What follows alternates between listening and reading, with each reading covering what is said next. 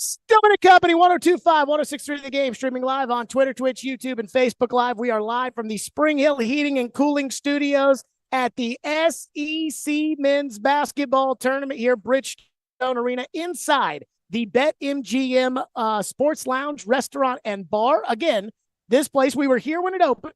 This place, you can come on in every day. You know, it is the downtown sports watching headquarters. Ian, I've got all these games in front of me right now. It's going to be really, really hard for me to stay focused today to actually coach. See, that's what I'm talking about. Already. To host the show, we got Rick Pitino over here coaching against, he was the big coach a couple years ago, and now he's at Seton Hall. I can't remember. You know, one of those Scarbini schools, and they got to like the Elite Eight. You know who I'm talking about, right? I think so, but I can't remember his name. They were the Peacocks, and they beat Kentucky in the first round. Mm-hmm. I can't remember. I forget. St. Peter's. He's at Seton Hall. St. Peter's. That's it. Yes, St. Peter's. Okay, so we are here today and really excited for the SEC Men's Basketball Tournament here on Stillman & Company. We will get to the Titans because, yes, the Titans made the big move yesterday on Calvin Ridley, which we talked about as it happened, but we will get in because I've thought, now that I've been off the air, I've thought, even more about what it means and what it doesn't. And TD, of course, will join us at 3 o'clock as TD always does on a Thursday for the Power Hour. But I want to start with the news today that was reported by many outlets, and that is that Jerry Stackhouse is out at Vanderbilt after their loss last night. They had a big lead against Arkansas, which the Vanderbilt-Arkansas thing over the last handful of years, I've never really been able to explain it. But for some reason, Jerry Stackhouse has some kind of kryptonite with Eric Musselman, and it didn't work last night. They lost in overtime, and today Vanderbilt made it official, or I guess they haven't made it official yet, but Vanderbilt has decided to move on from Jerry Stackhouse. So I have a couple of thoughts on this. The first thing is, number one, Stackhouse had to go. Before I got started, when I sat down here at the BetMGM Lounge, I turned to Caroline and I said, I think I'm going to start on Stackhouse today. What do you think? And the reason that I asked that question is obviously Caroline's just been hosting the show for the last 3 hours. And so she's got a vibe as to what people are talking about, what people are responding to, what people want to. And she was like, when we talk Titans, it was loading up. When we talked Stackhouse, the response, it didn't feel that strong. And when I heard that, that was when I decided I was going to start on Jerry Stackhouse. And here's why. Because it's a shame that the news of Vanderbilt changing their basketball coach doesn't register much in town. Now, I get it. The NFL is the NFL. And when you're talking about signing the top receiver free agent on the market, and it's a Calvin Ridley, and the team, in turmoil for all these years with all these management changes, that's a big deal. I get it. Finally, they're spending money, and there's a draft coming up, and I get it. The Predators don't lose games anymore, and people love winners. So I get that. But the reason why Vanderbilt has fallen out of favor in town, Vanderbilt basketball, that is because they're irrelevant. And that's just not acceptable for that program. The reality is, if you've moved to town over the last 6 or 7 years, which a boatload of you have moved from out of town over the last decade, you probably look at Vanderbilt basketball the same way that you look at Vanderbilt football. And that's a problem. I don't want to be the guy who's, back in my day when I was growing up in Nashville, but I am going to say this. When I was a kid and the NFL wasn't a 365 news cycle with its own television network and insiders to tell you all the transactions and everything else, when football season was over, we went to basketball season, and specifically Vandy basketball. And Vandy wasn't great. Vandy wasn't Kentucky. With Kevin Stallings, it was like they made the tournament once every 3-4 years. But every year, it was a war in the Southeastern Conference with teams like Tennessee and Kentucky, and Florida had won back-to-back titles, and Bruce Pearl was at UT. It was it wasn't just a local thing, like it was a national thing at times. And it's just slowly but surely completely fallen off the edge. I've done shows where we would have loaded phone lines to talk about Vandy basketball before. I don't think we can get that now. I don't think we'll get loaded phone lines today to talk Jerry Stackhouse. And I'm not even looking for loaded phone lines today to talk about Jerry Stackhouse. This is just the reality of where Vandy basketball is. And I totally believe everything that's been said by Gentry Estes and Robbie Weinstein. And I totally believe that when it comes to Jerry Stackhouse and it comes to Vanderbilt and it comes to Candace Lee and what she did or what she didn't do, I completely believe that she legitimately thought that there would be a chance to keep Stackhouse because he was a good coach.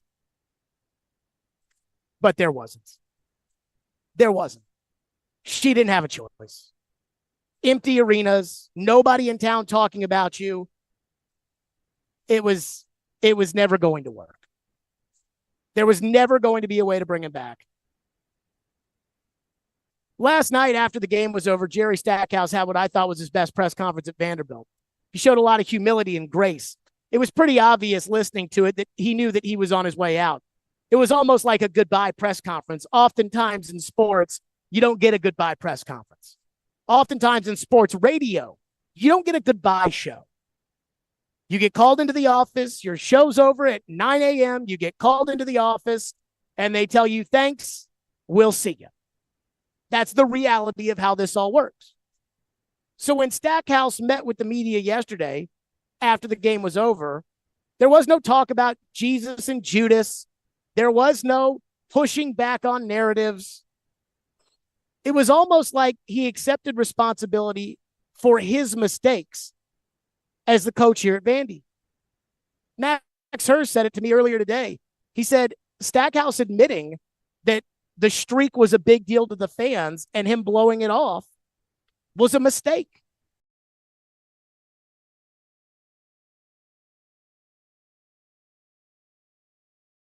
Vandy basketball, which is, it's not about the best basketball coach to be able to win here. It's about the right basketball coach to win here that understands Vanderbilt, understands the SEC, and understands the city of Nashville. And it's not Jerry Stackhouse's fault when 3-month-old athletic director Malcolm Turner, who was an unmitigated disaster, barely lasted a year as AD, hired him from the NBA's G League. He wasn't ready for that.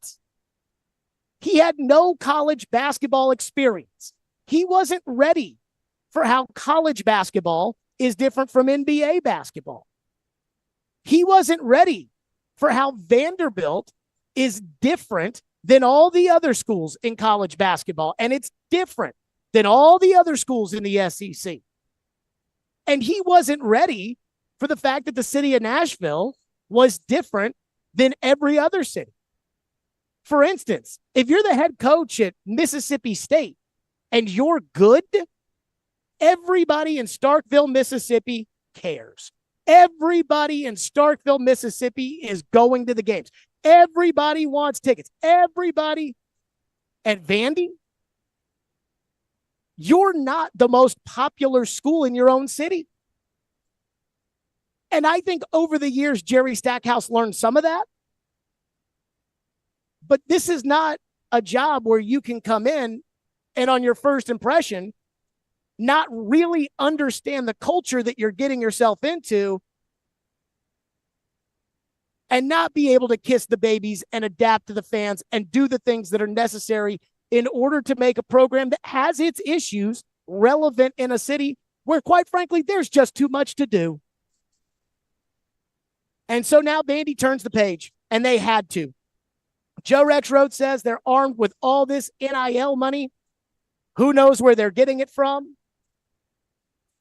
But if that's the case, then I think that Vanderbilt has a chance, if they get this hire right, to restore their spot in the city. Vandy basketball, Vandy football, and I love Clark Lee. And I mean, he's He's on the hot seat this year. I think we can all agree. But Vandy football is always going to have its issues. It's never truly going to be able to compete with the SEC year in and year out. Vandy basketball is not the same, especially if Vandy basketball's got the NIL money. Now, it's not going to be the same as the other schools. The other schools are pretty much pro teams now, and it's just like, hey, here's 250 grand, come play point guard. It doesn't work like that because at Vandy, you still have to get into the school. But Vanderbilt basketball has shown over the years it has the potential to be good. I truly believe, and maybe I'm wrong about this, because I don't know the specific academic standards that are required to be able to coach at Vandy. I think it has the potential to be a great job. Like, I think it can be a Villanova type job. I really do. I think it could be like Notre Dame. Now, Notre Dame, Mike Bray, they weren't in the Final Four, but they always had competitive teams. I think in great conferences like the ACC and the Big East, I think Vandy can be that. I went to that game in 2008 when number 1 Tennessee came in after having just beaten John Calipari in Memphis. And they came into Memorial Gym, and there was not a seat to be had. There was not a ticket. You couldn't get a ticket on the secondary market for that game. And Shane Foster and Vanderbilt beat Tennessee. And the city was on fire because it was, what side are you on? That is possible. But Vanderbilt has to get the right guy. And the right guy, and this is not Jerry Stackhouse's fault, because I don't think Jerry Stackhouse was trained. No, he was, again, NBA player, NBA assistant coach, NBA G League coach. But whoever gets this job has to understand college basketball, which Jerry Stackhouse, I don't think, knew when he took the job, because it's not just coaching basketball. It's coaching college basketball and the idiosyncrasies of how you get kids in college basketball and AAU pipelines and official visits and high schools. And it's just different. It's just totally different. And so between that and between the fact that Nashville is a different city and Vanderbilt is different than every school in the SEC and maybe different than every school in college basketball, if you understand that, I think you can make this pretty special. I really, again, walked away from Jerry Stackhouse's press conference last night thinking that's the best press conference he did. That's the most relatable. That was the most humble press conference. And I wondered why he wasn't that way more often when he was the coach. But by last night, it was too late. So this next hire for Candace Lee, this is going to be what either saves or tanks the program. And it's a big one. 615-737-1025 is our phone number, 615-737-1025. We are in the BetMGM Sports Lounge, Restaurant, and Bar out here at Bridgestone Arena. Of course, the SEC men's basketball tournament is rocking and rolling. We will get to some of your phones, 615-737-1025. But on to the Titans. And I have a take on the Calvin Ridley signing that it was funny because I told Derek as he was passing off. I have a theory on the Calvin Ridley signing that may solve another issue at another position. We'll get to that coming up next. 615-737-1025 is our phone number if you want to weigh in. Again, that phone number is 615-737-1025. And in the first hour, we'll kind of hit all of everything, and we'll get your phones in on everything as well. And TD at 3 o'clock. Stillman and Company live from the BetMGM Sports Lounge and Restaurant and Bar, 102.5, 106.3 The Game.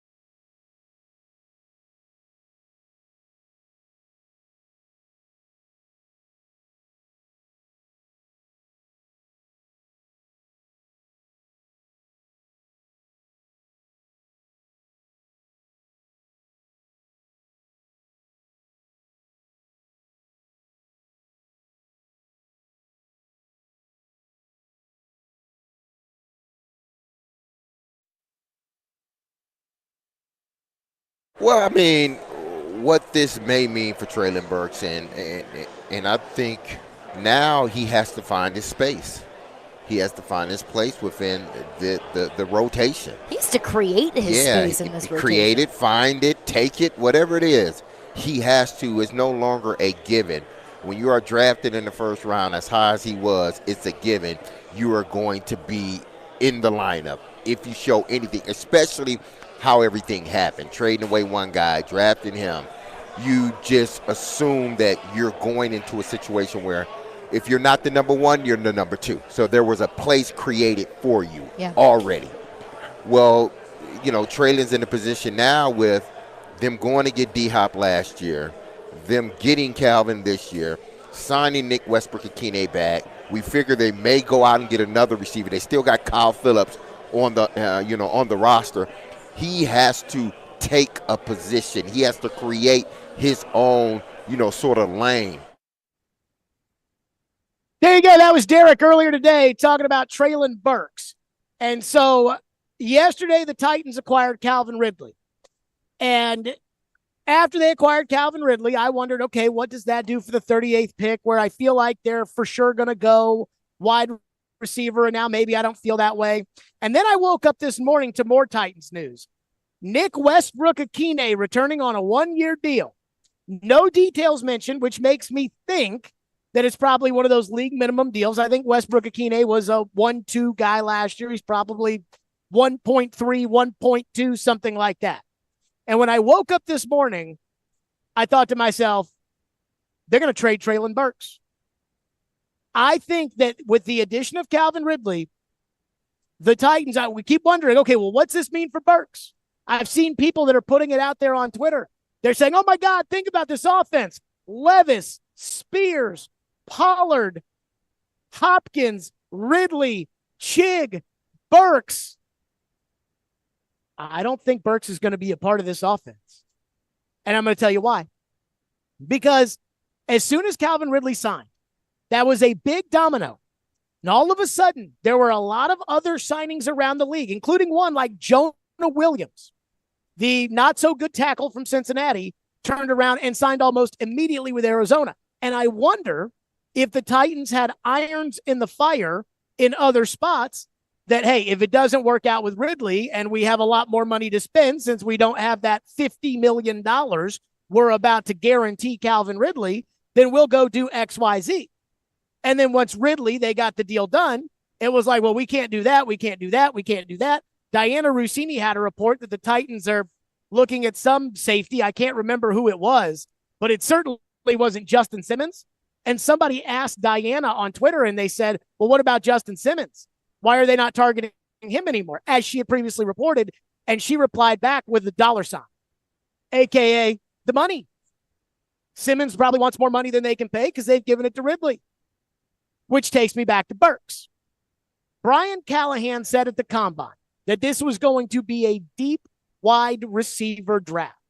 And he said that they hoped that they would get a couple of wide receivers in this draft. Now, I think the Titans have lied plenty, and I don't have a problem with that. I think they lied when they went to the Combine, and they said, oh, no, we've got to spend wisely. We're not going to spend it all in one place. We're not going. Because they've come out in free agency and they have dropped the hammer. I mean, even last week, TD was talking about, hey, they're going to spend wisely, like they're going to be careful. Like that's what the Titans were that's what they told everybody. And then they came out in free agency and they have just been dropping the money truck to everybody, it feels like. So that takes me back to Burks. I don't think Brian Callahan was lying about wanting to add a receiver or two in this draft. Well, you can't have a bunch of receivers on your roster that don't play special teams that are active on game day, right? Hopkins will be active on game day, and he'll be on the roster. Ridley will be active on game day. He'll be on the roster. If you draft a receiver, they will be active on game day, on the roster, and they probably will not be playing special teams. Right? Now, if you draft a guy in the 7th round and he's a gunner, that's different. Now, Westbrook Akine doesn't play a lot of special teams, but he did used to play special teams, and I do think he'll probably play special teams now. When Colton Dowell returns, if he stays on the team, he'll play special teams. But Burks doesn't play special teams. So how many receivers can I have on the roster that don't play special teams?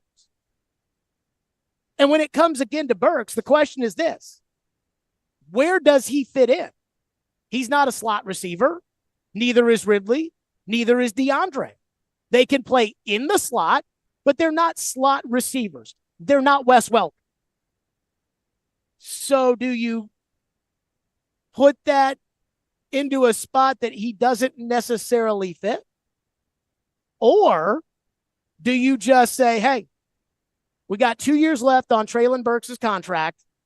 If we turn around and sell him to the league and we end up getting in return a 5th-round pick, we get 4 years of a potential player, possibly a receiver, but we get 4 years of contractual control as opposed to the 2 years that are left with Burks, when, again, Burks might not have a spot. And I don't know what the market for Tréylon Burks is going to be. You know, normally when a team trades away a guy who was a first-round pick who they don't want anymore because the guy's kind of a bust, which I hate to say it, Tréylon Burks, kind of a bust. When that happens, it's usually in the 3rd to 6th range, right? Like Kadarius Toney was a 3rd-round pick. A lot of these guys, Jerry Jeudy just went for a 5th and a 6th-round pick. So Burks is probably in that neighborhood, somewhere here, somewhere there. So my gut tells me that they're probably going to trade him. And that what that'll do is, let's say they get a 5th-round pick, right? That pick doesn't necessarily need to be a receiver, but it gives the Titans the option to draft a receiver in this draft, but also draft something else. So it's not like, okay, if we use our 4th-round pick on a receiver, now we're down to 3. No, you got the extra pick, and that's going to be Burks. So the signing of Ridley, yes, I think it's an upgrade, Ridley to Burks. But I think this is a sign that for many people that are saying, hey, let's see if Tréylon Burks can rebound. Or, oh, it was bad luck for Tréylon Burks when it came to injuries and everything else. I think the Titans are going to move on. And maybe if they don't get any offers for Burks, which I'd be shocked by, maybe they keep him. But I'll tell you right now, when I saw Westbrook Akine re-sign, I'm like, they're going to trade Burks. So don't be surprised if that happens. And don't be surprised if that happens either. It's got to happen before the draft so that you can get that pick. But I'm not telling you, like, it's not inside source information or anything like that. And I think there's a chance. It's not something I would bank on. I think there's a chance that Tréylon Burks ends up making it and ends up having a career because he's got so much talent. But I don't think the Titans are banking on it. I think the Titans have decided they're going in a different direction. And when they signed Ridley, they kind of took that spot. And then when they signed Nick Westbrook Akine, kind of said, there's too many people in that room right now. 615-737-1025 is our phone number, 615-737-1025. A bunch of people, by the way, are just hammering the Titans for overpaying Calvin Ridley. And I have one thought on that, which we'll get to next. Stillman and Company, we're live at the SEC Men's Basketball Tournament at the BetMGM Sports Lounge, Restaurant, and Bar. That's right here on our program. And be sure to join us tomorrow, along with our friends at Guinness, for Pinewood Madness Patio SEC Watch Party. 1025 The Game will be broadcasting live from 9 a.m. to 6 p.m. So stop by and enter for your chance to win tickets to see Green Day. Showcase your skills in Pinewood Social's arcade basketball game competition, win tournament tickets, and watch all the televised games on their jumbo LED screen. For more details, visit thegamenashville.com/events.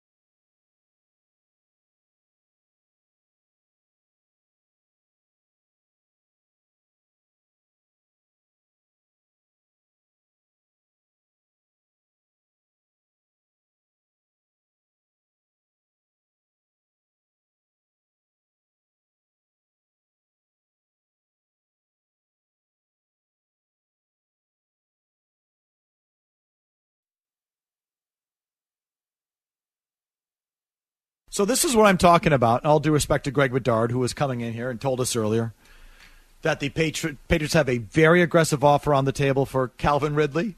The very aggressive offer on the table for Calvin Ridley, but his reasons for returning to the Jaguars are personal, like family reason or something like this. So Calvin Ridley then responds by going to Tennessee. It's kind of close to Florida. Closer. Yeah, I guess. So's Cuba. They don't have a quarterback either. Tennessee. They kind of suck too. Well, they just signed Mason Rudolph. So and they have no quarterback. Yeah. So riddle me this. How do they get the player? Money. They also signed Tony Pollard. Oh, I'd so much rather be the Tennessee Titans. I feel like there's just more to look at there. In Boston yesterday reacting to the news that the Patriots got outbid for Calvin Ridley. So I was listening yesterday to kind of all the reaction of everybody else because I was on the air just bitching about the Mason Rudolph signing, which I'm still against. And I was just going crazy. And then all of a sudden the Calvin Ridley signing came down and it was like, whoa. Holy crap.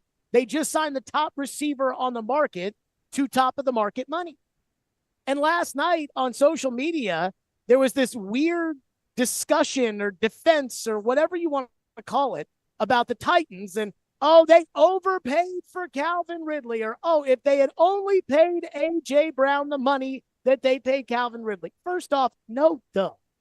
The A.J. Brown thing was a mistake. But I've talked to enough people within the Titans that, and this wasn't just a John Robinson decision, by the way. This was an Amy Adams Strunk decision on the A.J. Brown trade, that it was as much personal, the way A.J. had handled his contract and everything else, as it was the money. Now, let's not rehash that because that's over. It's move on. And by the way, A.J. seems to be causing some problems right now in Philadelphia. But again, that's a different discussion. But the narrative was the Titans overpaid. I mean, they paid $25 million. I guess it's 23 technically because it's a 4-year deal. But I look at it as 2 years, $50 million guaranteed. That's $25 million. They overpaid. Did they? I think APY, this comes in as like 9th in the NFL. But then Justin Jefferson will sign his contract. Jamar Chase will sign his contract. T. Higgins will get traded and sign a contract. And then Ridley will be somewhere around, 11th, 12th, 13th. And that's probably about where he sits. But here's why I don't care about this whole discussion of whether or not the Titans overpaid. Because they did. That's how bad teams get players. You overpay.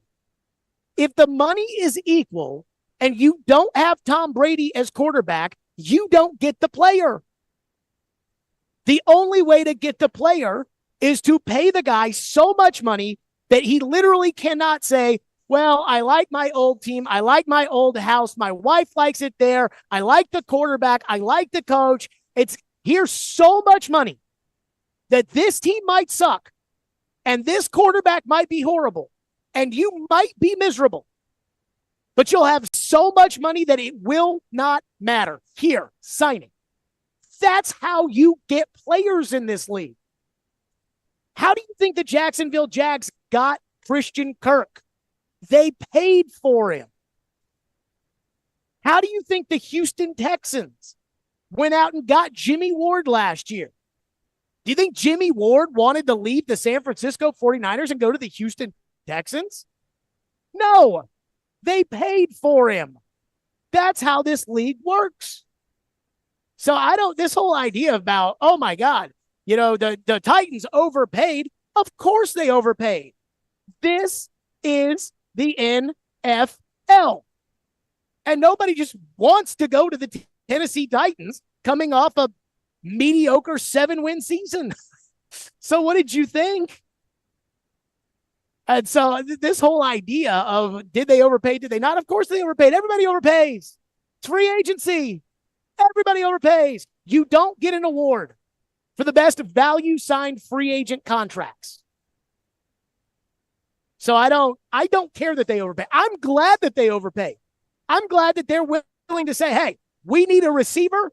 Go buy the receiver. Worked for Jacksonville. Phone lines driven by WilsonCountyHyundai.com, 615-737-1025 if you want to weigh in here on the program. Like I said earlier, I think they're going to trade Tréylon Burks.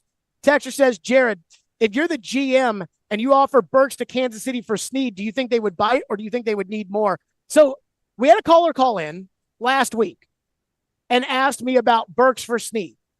And I said no. And then that caller called TD. I guess he was mad at me. It was like when I would ask one parent for something, they would say no, then they'd go to the other parent. They called TD, and we said no. Burks for Snead is not an option. Now, could Burks be in a contract for Snead or in a trade for Snead? Maybe. But Burks's value is probably anywhere between a 4th and a 6th round pick.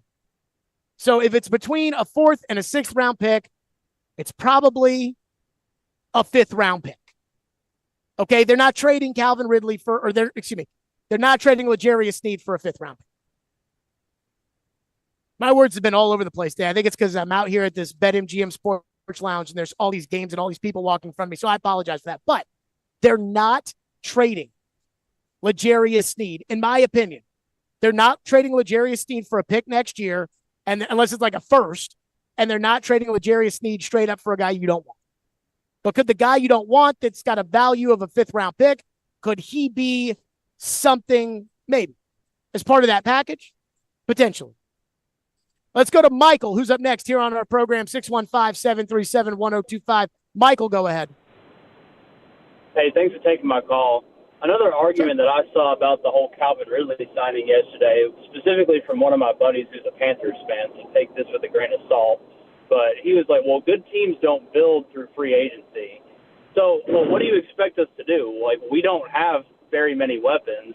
We can't just only rely on the draft. If the Titans had done literally nothing in free agency, we would be rightfully lambasting them for not making any moves. It's like, you have to, at some point, sign some free agents, whether you like it or not, whether you think that you overpay them or not. You have to do something in free agency because how else are you going to get any good players? You can't solely rely on drafting them.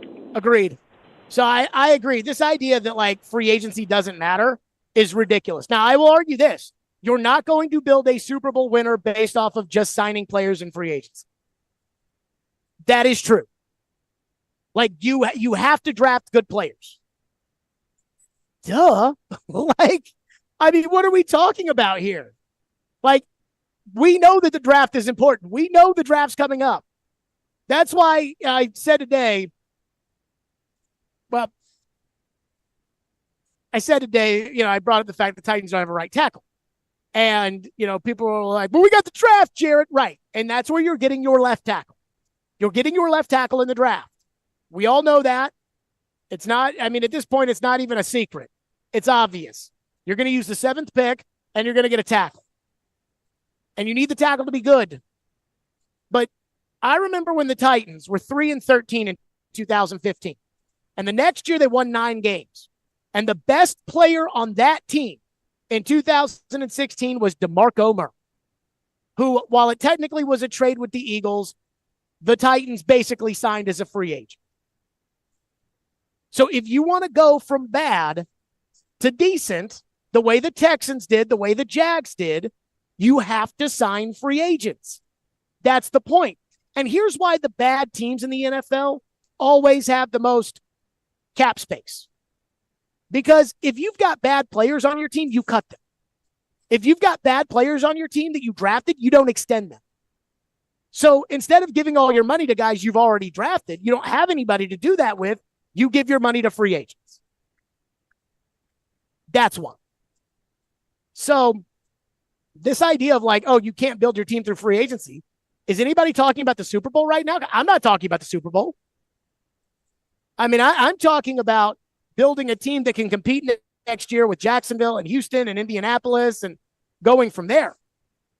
But the whole key to all of this, Ian, what have I said is the key to the season? It's not the Super Bowl. Levis. It's not making the playoffs.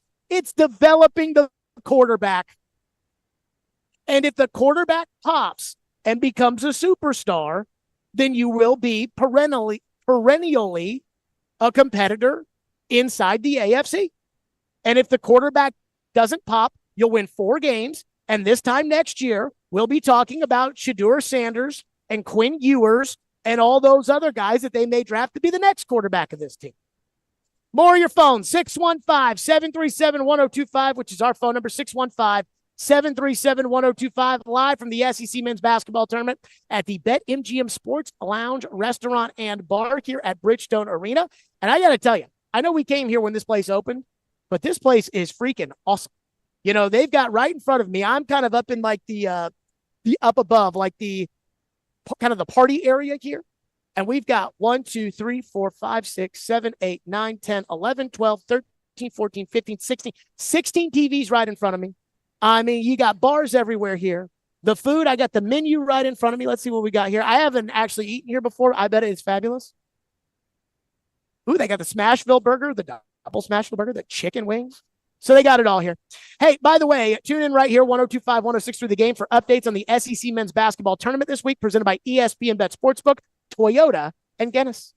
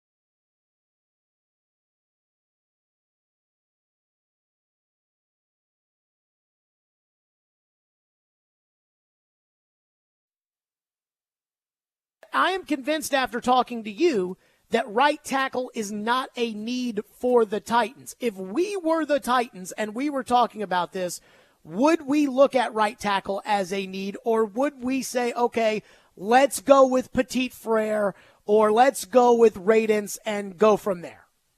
It's not a desperate need, not anymore if they get Joe Alt or somebody like that at left tackle. Keep in mind, they could draft a right tackle. I mean, J.C. Latham, the right tackle out of Alabama, is moving up the draft boards. A lot of people have him mocked to the Chargers just above the Titans. And even though he's a right tackle, they may end up taking him anyhow and solidify that position and get some chewing gum and MacGyvering to fix left tackle for a while. But right tackle to me is not a desperate position. To me, defensive line is more of a desperate position right now because, they're going to need some young guys to roll in the rotation, or else that defense is just going to get exhausted by the fourth quarter and the offense is going to be in desperate throwing mode all the time. There you go. That was Trevor on our show earlier this week. Does Trevor not have faith in TK McClendon and Quentin Bohanna and I don't remember his first name, but Coburn? I mean, does Trevor not have faith in those guys? So there is some breaking news that I hate to tell you about, which is that DJ Reader, the big defensive tackle from Cincinnati, has signed with the Detroit Lions on a 2-year deal. And I know everybody wants to get excited about the signings that they have made, and I am excited about the fact that the Titans have gone out into free agency and they have spent at center and they have spent now at wide receiver.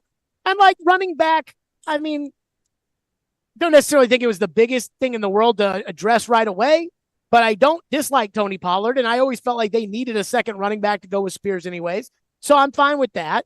And maybe Kenneth Murray's good, and I hope they end up signing Jerome Baker and Chidobe Awuzie. Like, he's a legitimate corner in the NFL. Good.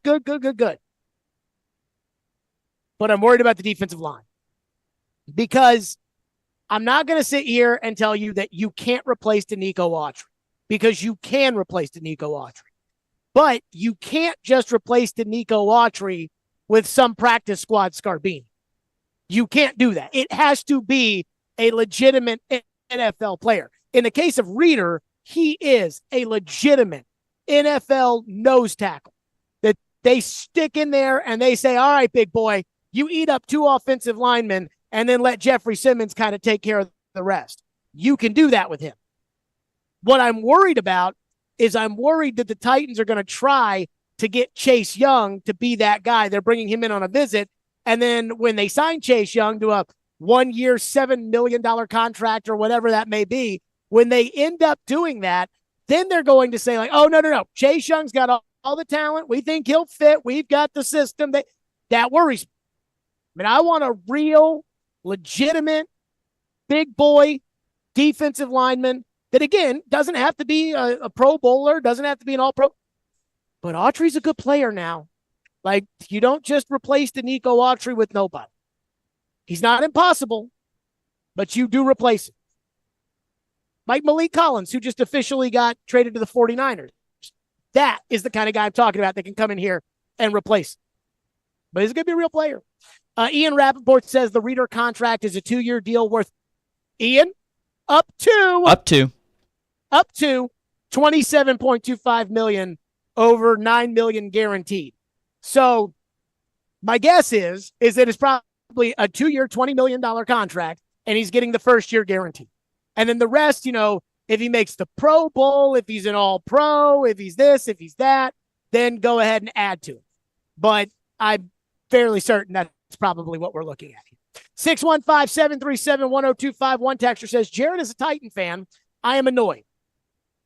I am annoyed by Titan fans that do not get the Ridley contract. They fail to understand that the team's roster is so horrible, and the only way to get decent players to come to a bad roster is to overpay in free agency to a degree. The second thing is the media keeps bringing up how the Titans didn't pay A.J. Brown, but they paid Calvin Ridley, and it's almost as if they forget that John Robinson was fired and that the Titans have a new general manager. This comes from Pat. So, Pat, here would be my response on the Titans fans overpaying Ridley front. That's always how it's going to be. I remember the first day of free agency, Barry Trotz signed Ryan O'Reilly, and the Predators fans were furious about 4 years. He's like 32 years old. It's like, right. And if you offered the same contract that everybody else was offering Ryan O'Reilly, then Ryan O'Reilly wouldn't be a Predator. And that's the same with Calvin Ridley. If you offered Calvin Ridley the same contract that the 49ers would offer him, he's going to pick the 49ers. So you have to offer more. On the A.J. Brown Ridley front, I think there are three things here in place.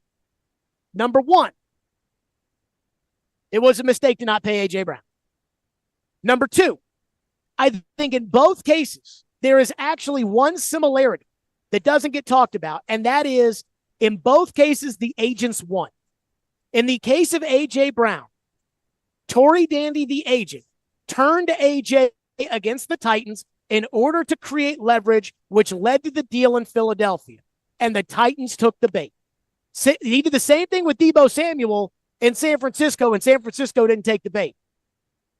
And in this case, David Mulugeta, the agent for Calvin Ridley, took the Titans and the Patriots, and quite frankly, they were probably trying to leverage Jacksonville. But then once you get such a big offer, because the Titans we can't let this guy get away, now you've won. So I think that's actually more similar than it is different. And who knows what would be different if A.J. Brown had stayed with the Titans. But also remember this. It was Amy Adams Strunk that pushed through that A.J. Brown trade. And the Titans will tell you that right now. I mean, that it was Amy that pushed through that trade. Now, it was John's decision, but Amy was 100% on board. Just like I'm sure Amy's 100% on board for this. One texter says, quit worrying, Jared. You've been worried about everything since Vrabel got fired, and thus, Rand has made all good moves, except Mason Rudolph, the texter says. He's going to keep cooking and turn this team around. Hide and watch. First of all, I am always going to worry. That's what I do. Secondly, they don't have a defensive line. Again, Jeffrey Simmons, TK McClendon, Quentin Bohanna, and Coburn. That's who's on the defensive line. That's one guy. And then secondly, do I have to tell the right tackle story, Ian? Which one? The right tackle? Yes. I hope not. Well, he says quit worrying. Well, guess what? You don't have a right tackle. TD joins us next. His reaction to the free agent moves the Titans have made. TD for the TD Power Hour. Stillman and Company, 102.5, 106.3 The Game. FanDuel Sportsbook. That's my official sportsbook app. And FanDuel is putting the ball in your court for the rest of the NBA season. Because right now, new customers get $200 in bonus bets with any winning $5 bet. That's $200 if your bet wins. Bet on the NBA with a wide range of bet types like quick bets, live same-game parlays, player props, and more. So visit FanDuel.com/JGM and make your first bet a layup. FanDuel, an official sportsbook partner of the NBA. 21 and over and present in Tennessee. First online real money wager only. $10 first deposit required. Bonus issue is non-withdrawable bonus bets that expire 7 days after receipt. See terms at sportsbook.fanduel.com. Gambling problem? Call the Tennessee Red Line at 1-800-889-9789.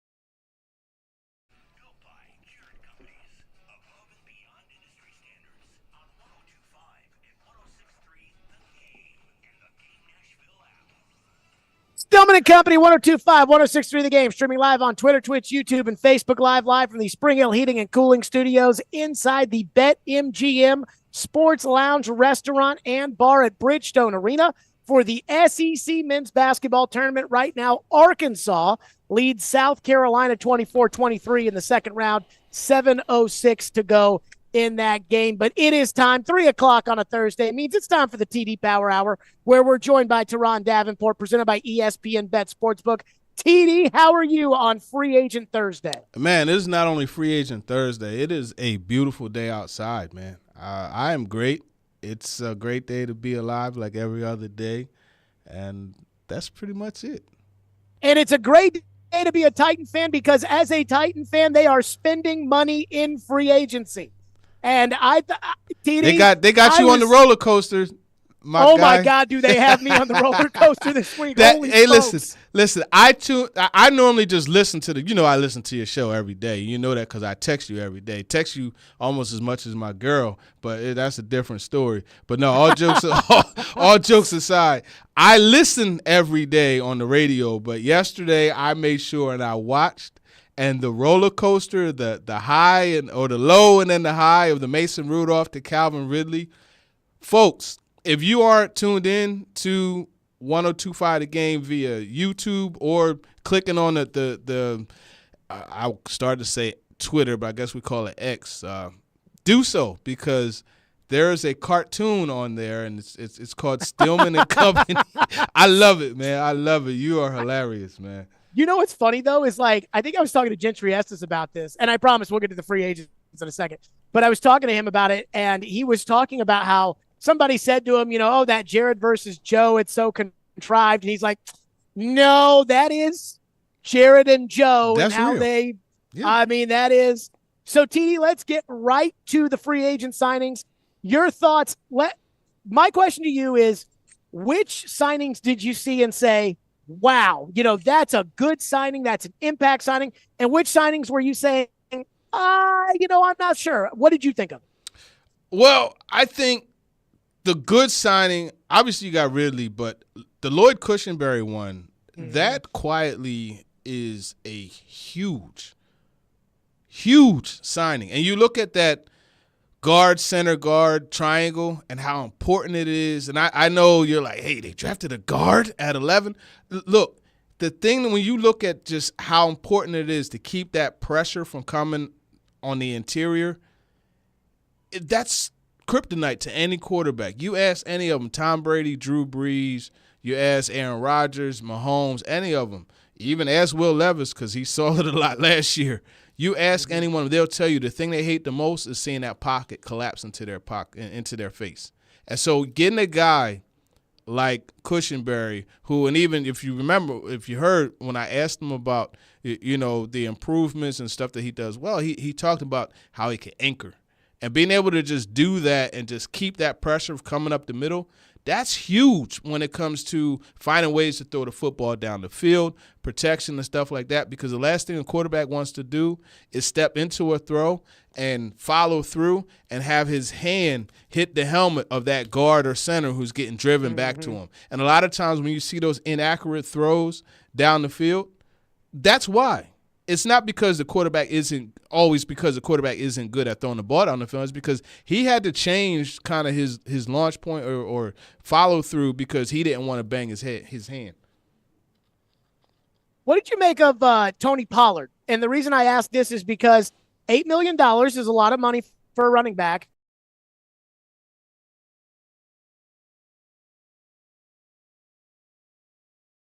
Exactly sure that's going to go game by game, or Right. if Spears is the number one guy and Pollard's the number two guy, or Pollard's the runner and Spears is the receiver. What do you make of that? Well, here's the thing. You look at Tony Pollard and his pedigree and just like off the surface, you'd be like, oh, yeah, he's a scat guy. He's a this, that. Tony Pollard actually runs hard.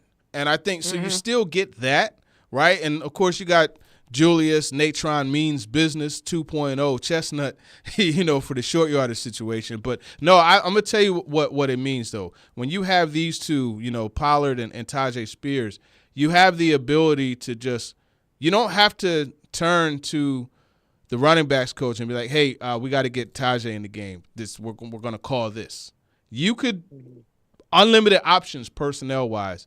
You could call the same play regardless of whether Pollard is in the game or Spears. So having that versatility, that capableness of being able to do that is big time for them. But then also you look at Pollard, and I know he had a career low 5.7 yards per reception, but before that his low was like 6.5, 7 yards. This is a guy that will help you in the passing game as well. And I think having that I'm not going to say thunder and lightning because, they're similar runners, but having that ability to have two guys that could be pretty much interchangeable, it's huge. And I think you look at Pollard, I talked about his pedigree, and some will look at him as not necessarily a scat back, but not realize, how hard he runs.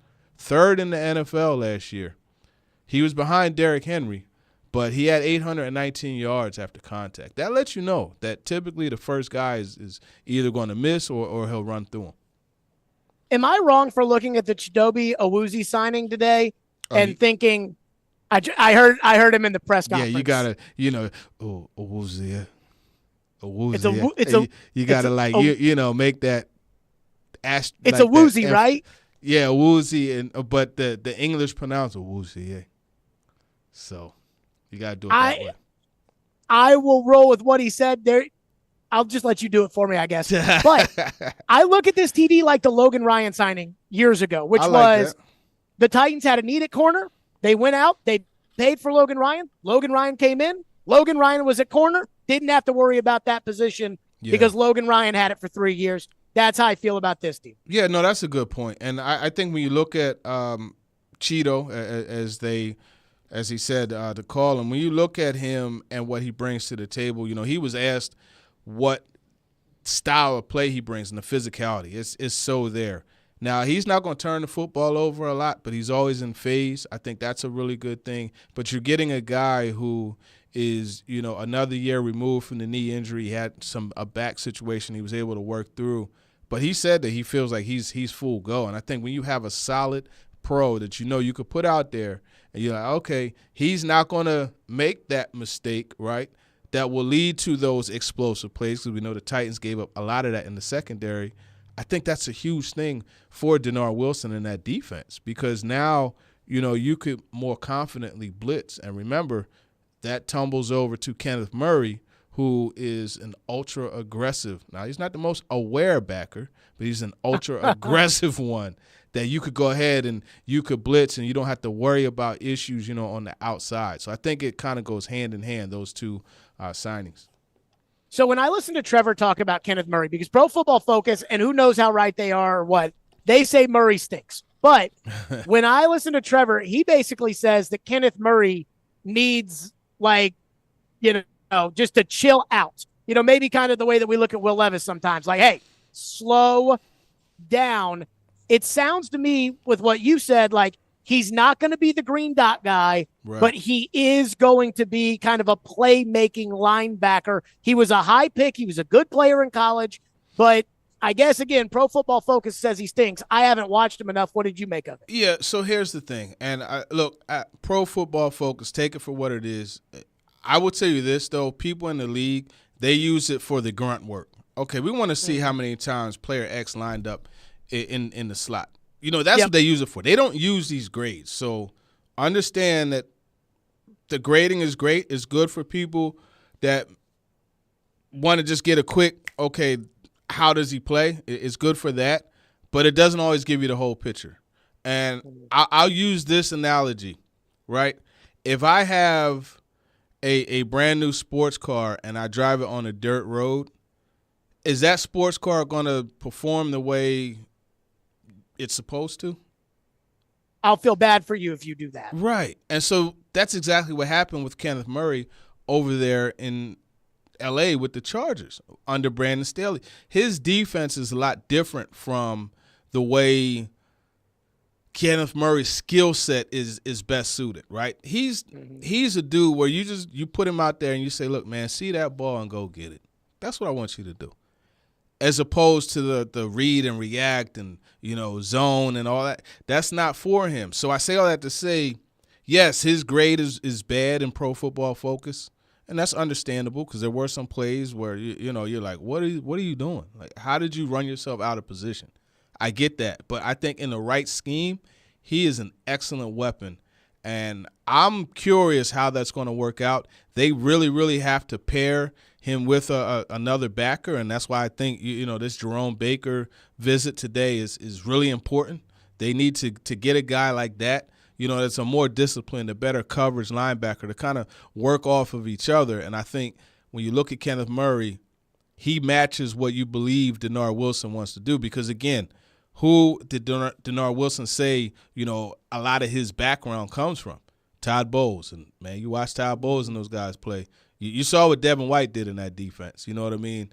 And you know that it's attacking. And then you watch Greg Williams, and you already know what Greg Williams does. So rest assured it's going to be an aggressive downhill type of attacking defense, and that's perfect for Kenneth Murray. I am so with you on Jerome Baker, by the way. When he got hurt last year, I think that Dolphins defense, they had a lot of injuries on defense last year, but I think that defense wasn't the same when he got hurt. Absolutely. And I think he's kind of like the replacement for Azeez, and he might be a little bit better than Azeez. So I'm with you. I am, as a Titan fan, sitting here hoping for a clean medical and a contract today with Jerome Baker. So the last one on the free agents they've signed that I want to get your thoughts on. I hate the Mason Rudolph signing. I hate it.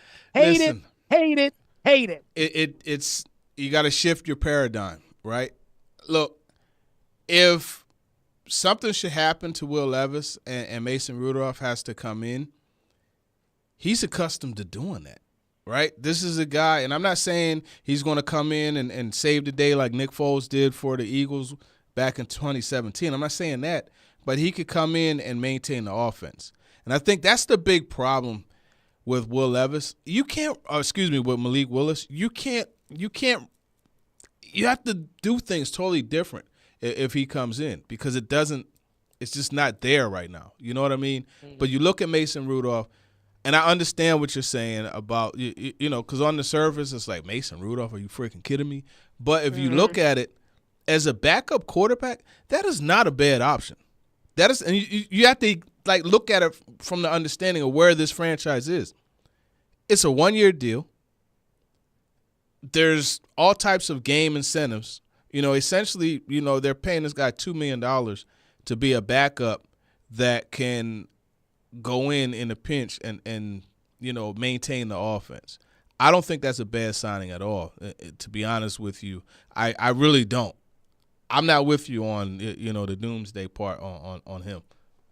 Well, so my dad texted me yesterday as I was going crazy about Mason Rudolph, and he said, Logan Woodside. I was like, okay. All right. Yeah, I will. Okay, that's better than Logan Woodside. I will give you that. TD is with us here on the program for the TD Power Hour presented by ESPN Bet Sportsbook. Coming up next, Calvin Ridley in. What's that do to the rest of the receiver position and the offense? We'll do that with TD next. Stillman and Company, 102.5, 106.3 The Game.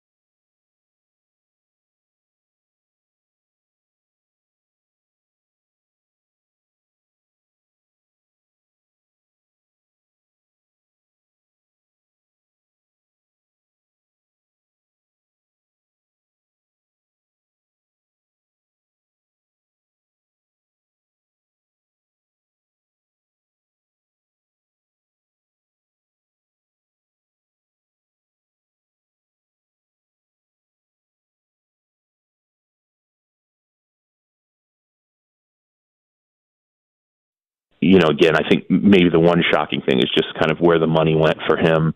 But I would say of all the teams that probably needed what he brings to the table, the Titans are a good match because Levis drives the ball down the field. If you have a quarterback with the skill set that Levis has, particularly a guy who can get it downfield, you better have some wide receivers who are fast enough to,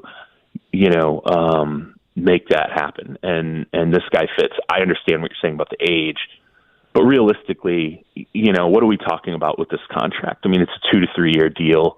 I know the numbers are $492.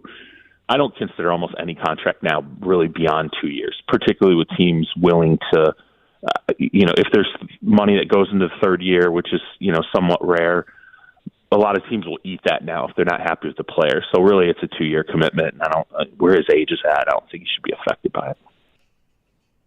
Yeah, that was Charles Robinson on Robbie and Rex Road this morning. TD with us for the TD Power Hour presented by ESPN Bet Sportsbook.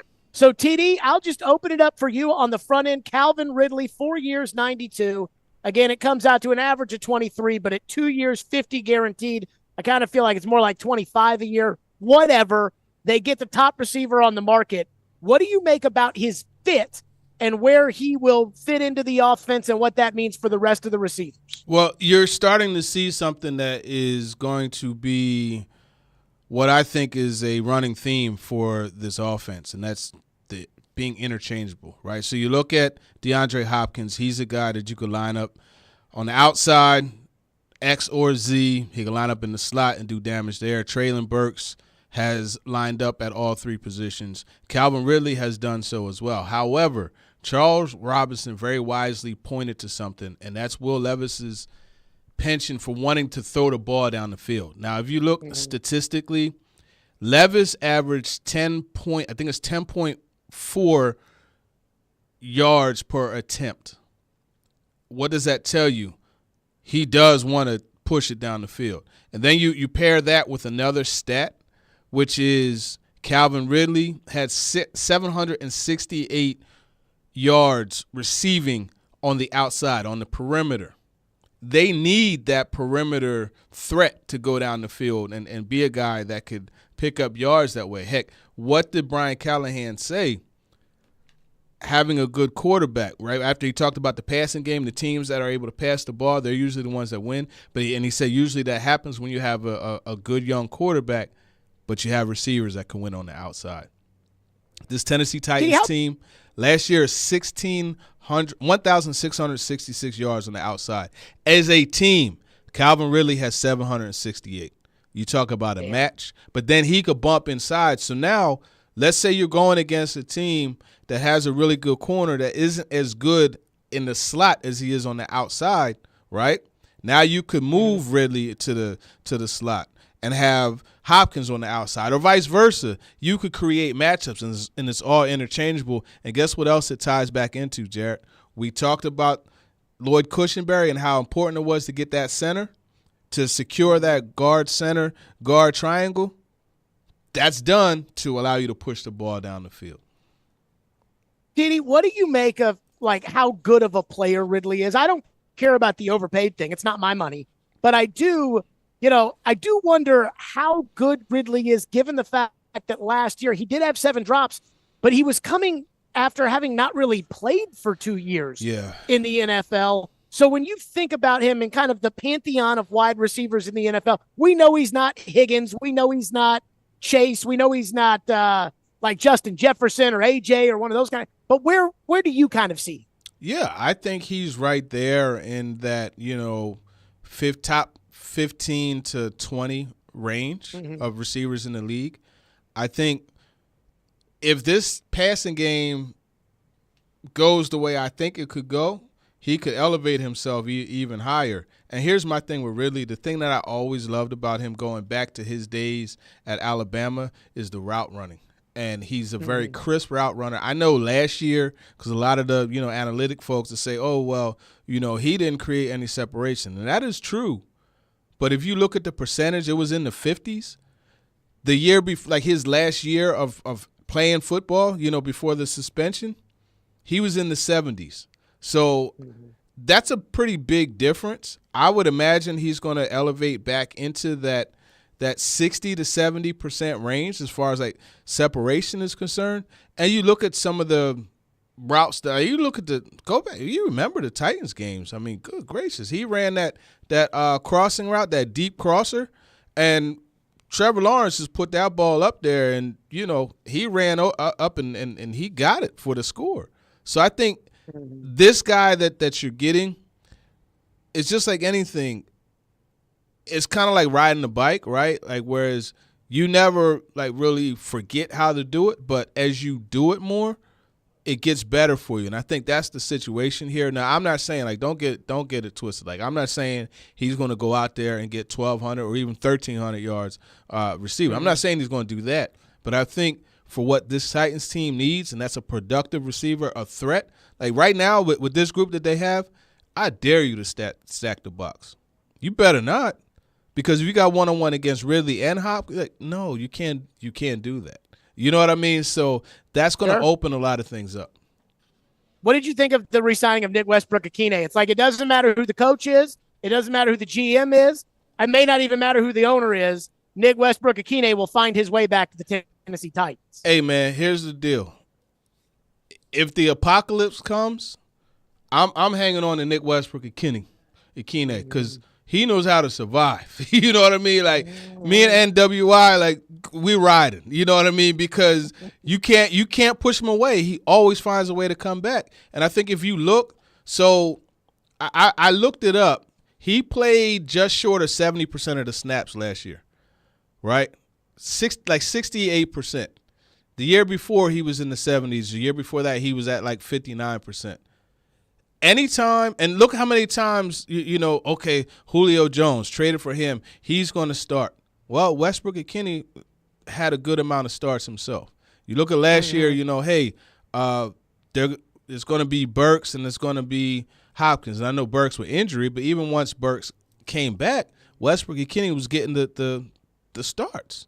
This dude just finds a way, and he's someone – yeah, he's not going to get you, threaten the defense too much, but he will have that occasional good game for you. He's sizable. He's another one. He knows all three receiver positions. He's going to block for you. Oh, and guess what? He goes and he could play as a gunner on special teams and excel there. So he does everything you need to do to stick on the roster. It's no surprise to me. TD is with us, 615-737-1025 at the end of the hour. We'll hit your phones as we always do. I'm worried still. I'm worried. When am I not worried? TD, I have got the things I'm worried about, and I want your opinion on them. And it's really more so now on the defensive side of the ball, but we'll do that next. The TD Power Hour presented by ESPN Bet Sportsbook, Stillman & Company, 102.5, 106.3 The Game. Oh, let me tell you about my friends at Twice Daily. Thank you, Ian.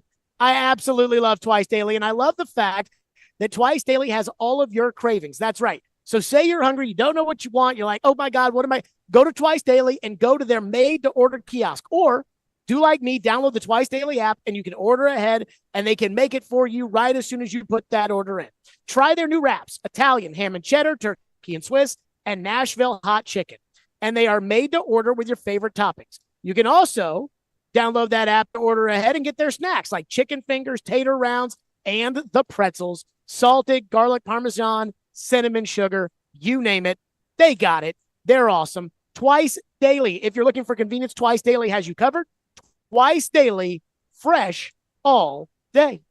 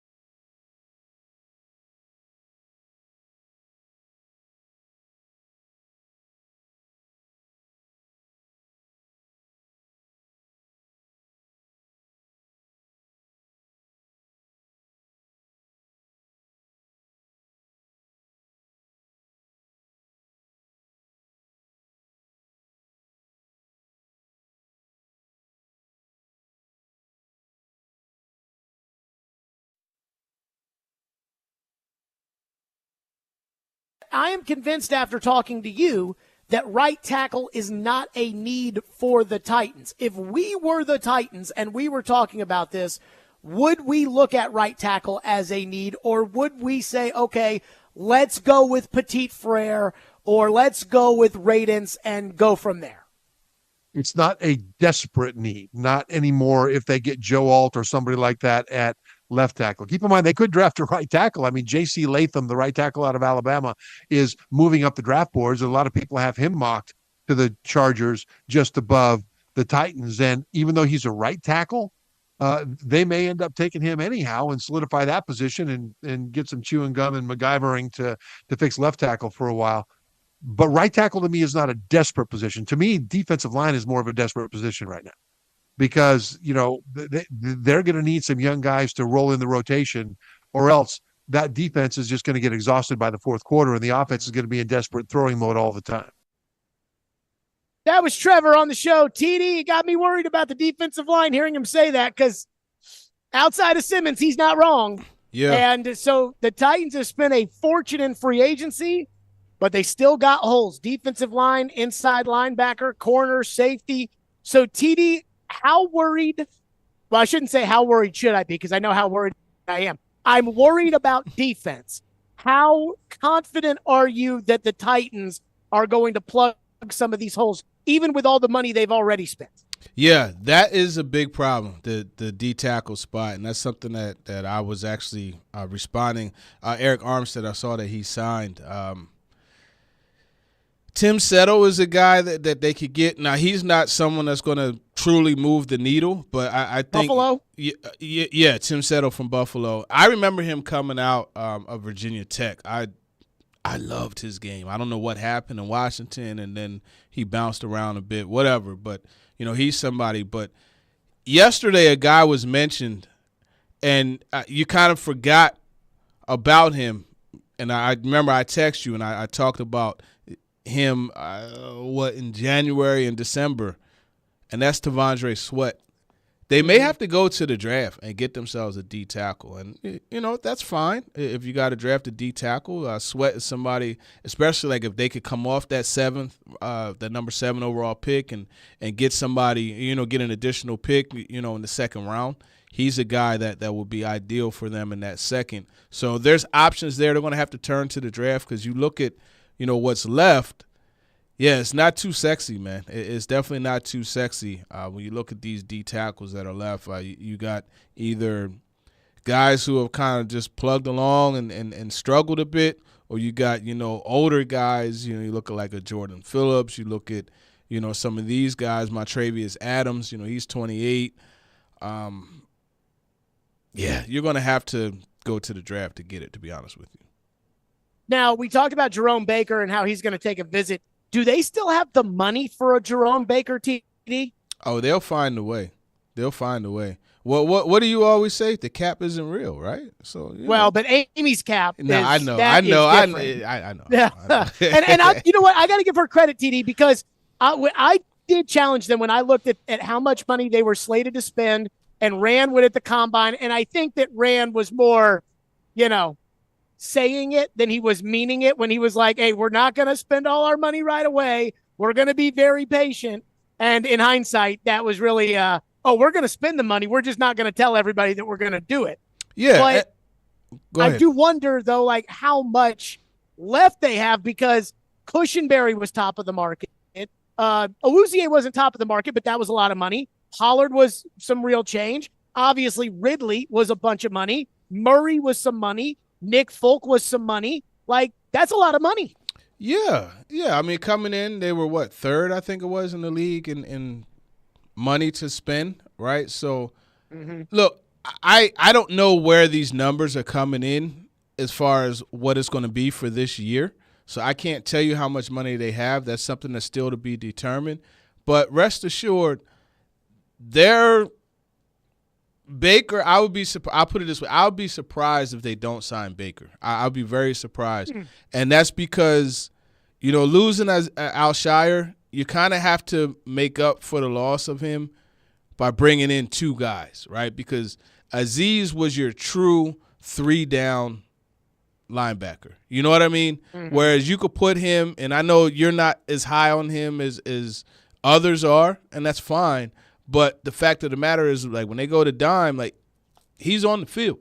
You know what I mean? So you could use all that him. money that D'Amico gave him. I may be in the minority on the Azeez front. And now here's what happens. You could take that money and double it up. Like, I think Kenneth Murray and Jerome Baker combined, I'll take that over, Azeez Al-Shire and Dr. Gibby, or, Otis Reese the fourth is a pretty interesting player as well. But I think all that, I think Baker is a guy that they sign. And if not, again, you go back to the draft, and there's some options in the draft. You're looking like Peyton Wilson, a guy I really like out of NC State. He's a former wrestler, high tackle guy, high energy guy, very capable. He's athletic.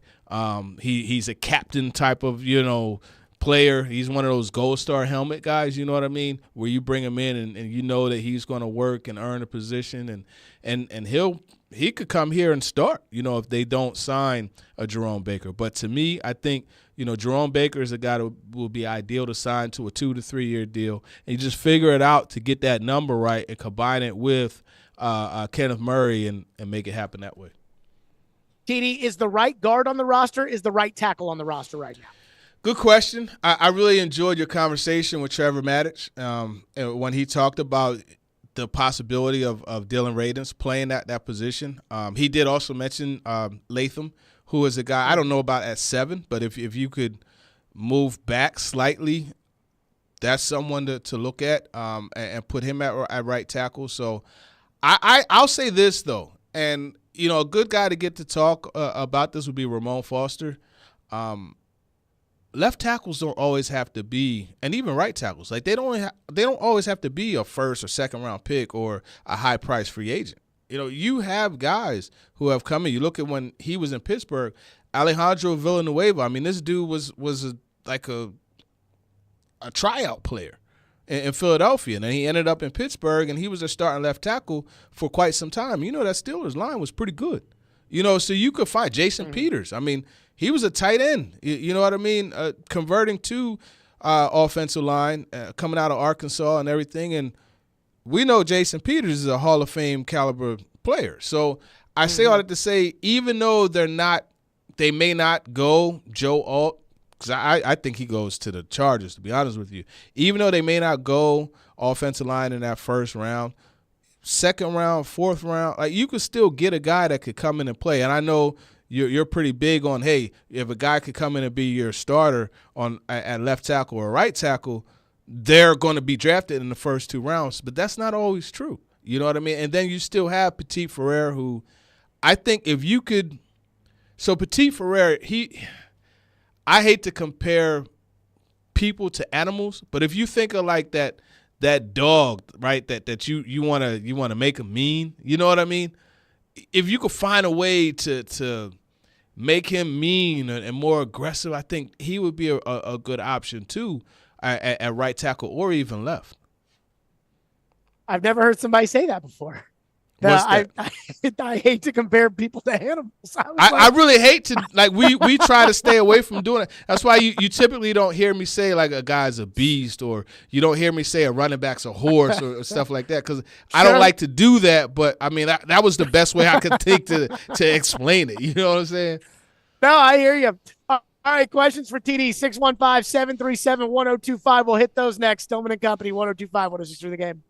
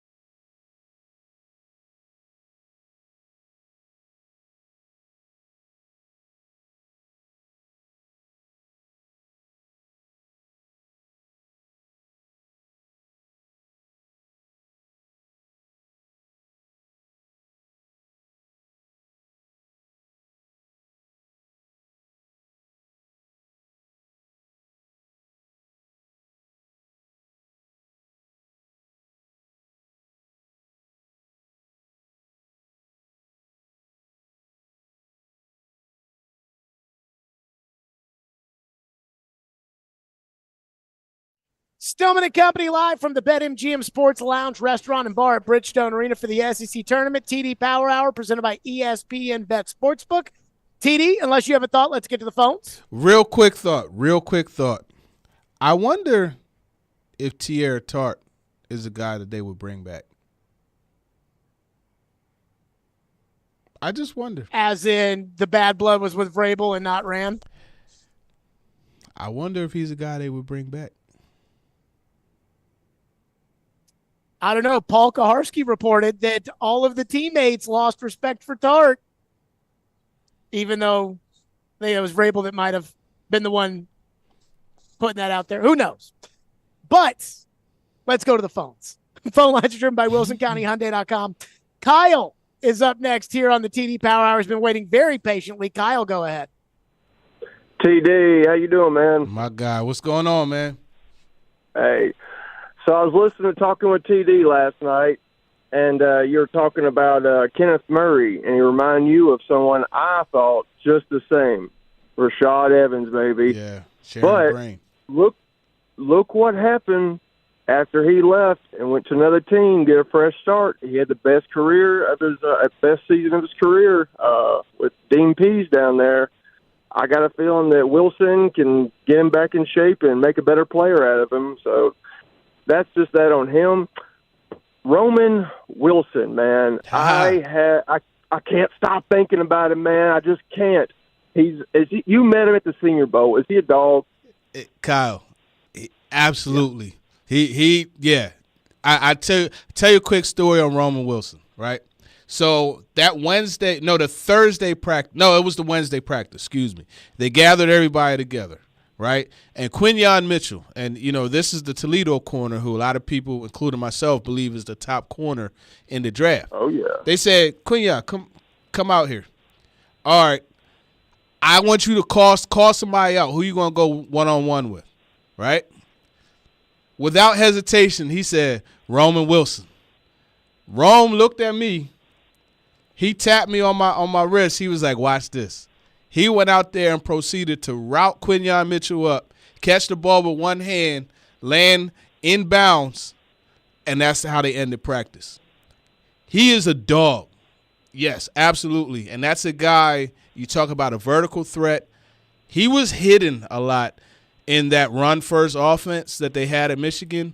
But, I mean, this call is a great call. It's a fabulous call, Kyle, and I appreciate you mentioning the Rashaan Evans comparison, and then also bringing up Roman Wilson, because he's a guy that we're not talking about enough. But you talk about, now he went out, he ran a 4.4. He's fast still on the field. I love the mention there, and he's someone I think, fourth round. I think he's one of those receivers that has some depth that could come in and help in a specific role. Mutt says, TD, do you believe that the Titans signed Mason Rudolph over the likes of Joe Flacco or Jacoby Brissett so that Will Levis will feel more comfortable as the absolute starter? Yeah, I don't think that they did that for a comfort perspective of Will Levis. I think Levis has the makeup of where he's going to do what he has to do regardless. He doesn't come across as a fragile psyche to me. And frankly, if you have to do something like that for your quarterback, you might as well go look for a starter. Justin says, would you consider drafting Neighbors at 7 and flipping DeAndre Hopkins straight up for L'Jarius Sneed? Would they take Hopkins for Sneed? I don't know that they would take him. Neighbors at 7, if he makes it there, yeah, I would definitely consider that. 7 is going to be intriguing, man, because you got the obvious ones, right? You got Alt.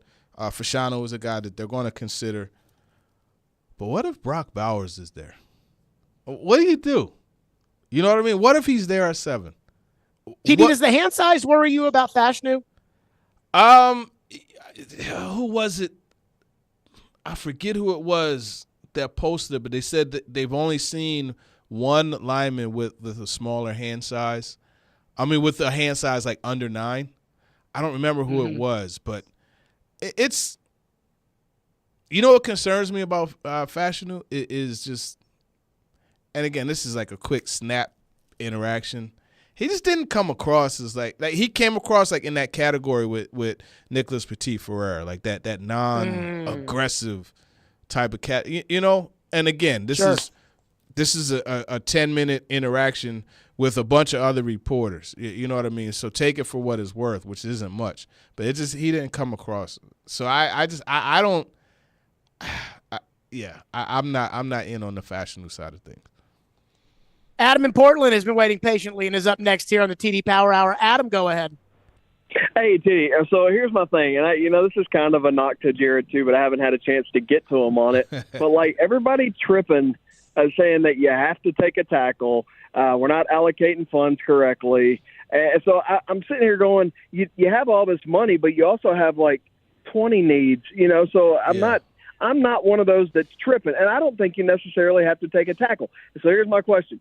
If Callahan's daddy is as awesome as he says he is, and everybody says he is, why do I have to spend a number 7 pick on a tackle for him? Why can't I go get a $8 or a $10 million tackle from free agency, or not something like Lamb or something that's sorry, but something that's not such a high draft pick? Why can't I get something like that instead? Hey, I'm not mad at Adam for that call. And I said it earlier, right? Thank you, Adam. Your tackle doesn't have to be a first or second round player.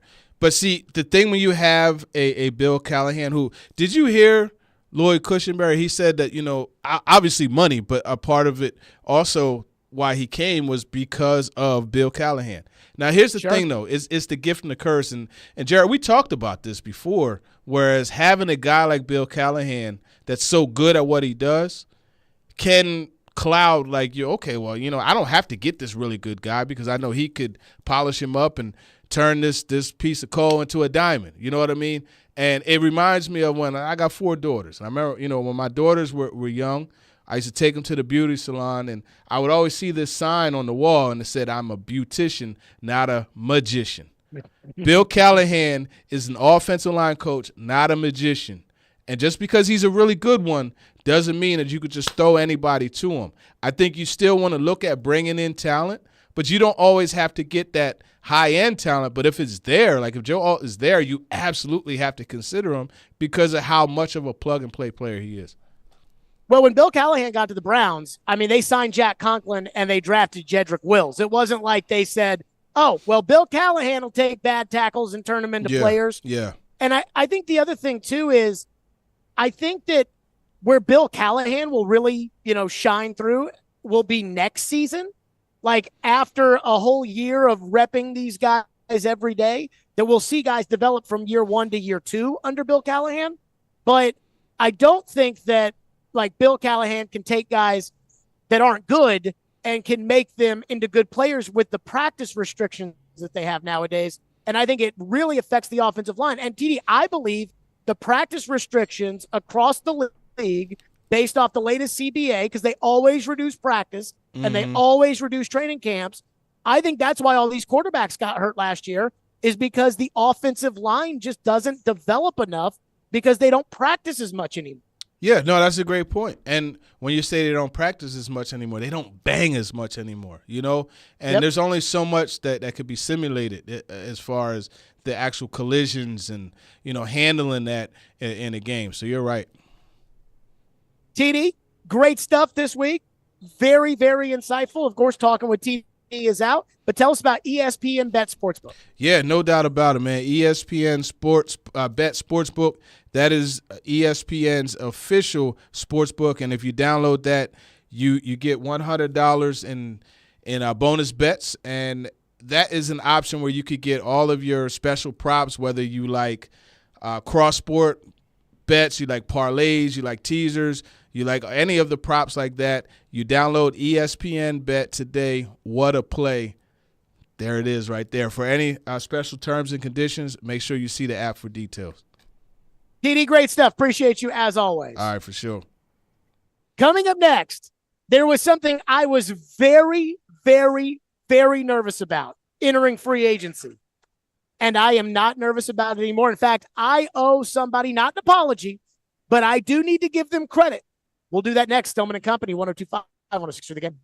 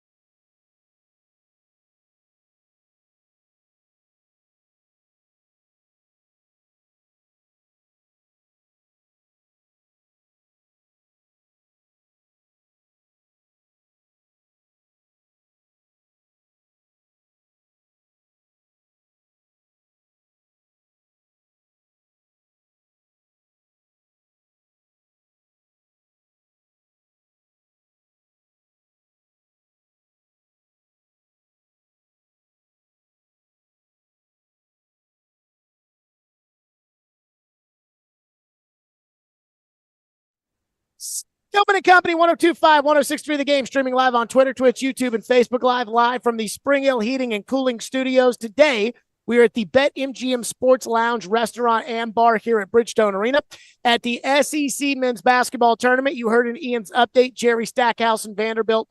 It is official, mutually parting of the ways. So you have that.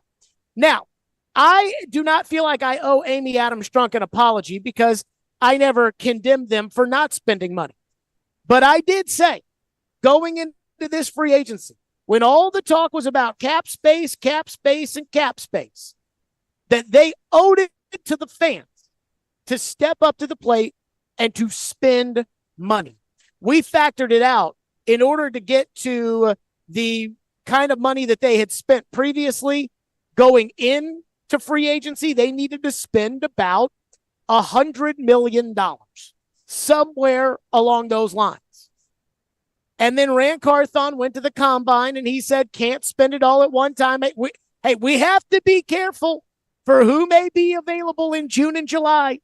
And Titan fans were already making excuses for the Titans, even though the Titans hadn't shown their hand yet, saying, oh, well, we can't fix everything in one off season, Jared, or we don't need to spend right now, Jared. And they said that. But the Titans have gone out in free agency and they have spent. And they are continuing, it sounds like, to spend. I went and did the math. Year one cash. Screw the cap. It's fake. Just look at the Chargers, who cut Mike Williams, who made $20 million and had 19 catches last year and is 30 years old coming off of an ACL tear. They didn't want to pay him $20 million, but they kept everybody else. But the cash is real. That's why the Chargers didn't want to pay that $20 million in cash. For the Titans, cash spending, Chidobe Awuzie, $12 million. Lloyd Cushenberry, $12.5 million. Kenneth Murray, $7.75 million. Tony Pollard, $8 million. Morgan Cox, $1.2 million. Sadiq Charles, $2.5 million. Mason Rudolph, $2.6 million. Calvin Ridley, $24.5 million in year one. And Nick Folk, $3+ million, giving us a total of $74 million and change that the Titans have spent already. I was worried that the Titans were going to go into free agency and that they were going to use an excuse, the ones that Titan fans were already making for them ahead of time. I was worried that they were going to go in there, they were going to spend no money, and then they were going to say things like, well, our roster's not ready yet for us to pounce, or, well, we had to spend wisely and we couldn't overspend the market, or, oh, well, we didn't feel like the players that we needed were available, and that we were going to watch a football team this upcoming season with Jack Gibbons starting at middle linebacker. I was worried about that. And I was worried about it because a lot of people were under the impression that that's exactly what was going to happen. Well, guess what? The Titans have spent. New England, they have a bunch of money. Have they spent? They tried, but they couldn't outspend you on Calvin Ridley. And I have said that you have to do this. And you have to do this for two reasons. And here's why the Titans had to do it. The first reason is because you are taking $1.2 billion of our money to build you a new stadium. And I know the Titans are paying part of the money on the news. You are going to ask us to buy PSLs. So if you are going to ask us to buy PSLs, and if you are going to take $1.2 billion of our money, I want you to go spend your money to get me a good football team. And so far she has. The second reason that they needed to spend money is because this is how bad teams get better. Jacksonville was the worst team in the NFL 2 years ago. The worst. And it's funny because everybody says, you can't rebuild overnight. And I'm like, Jacksonville did it. Houston did it. And people will say, well, Jacksonville had all those bad seasons, and so it didn't take 1 year. No. It took 1 year after Urban Meyer opened his butt cheeks and took a giant dump on the entire organization. I have never seen an NFL organization more dead than that Jacksonville team, that corpse of a football team that rolled into Nissan Stadium in November of 2021. In November of 2022, they were rolling into Nissan Stadium and they kicked your ass. And they ended up in the divisional round of the playoffs. The Houston Texans spent a boatload of money, almost the same way you did. It wasn't like they were spending a gazillion dollars on one player. It was, here's money for Sheldon Rankins over here. Here's money for Dalton Schultz. Here's money for Robert Woods. Here's money for Shaq Mason. Here's money for Devin Singletary. Here's money for Jimmy Ward. Here's money for Denzel Perriman. Here's money. That's what they did. And the Houston Texans were in the divisional round of the playoffs.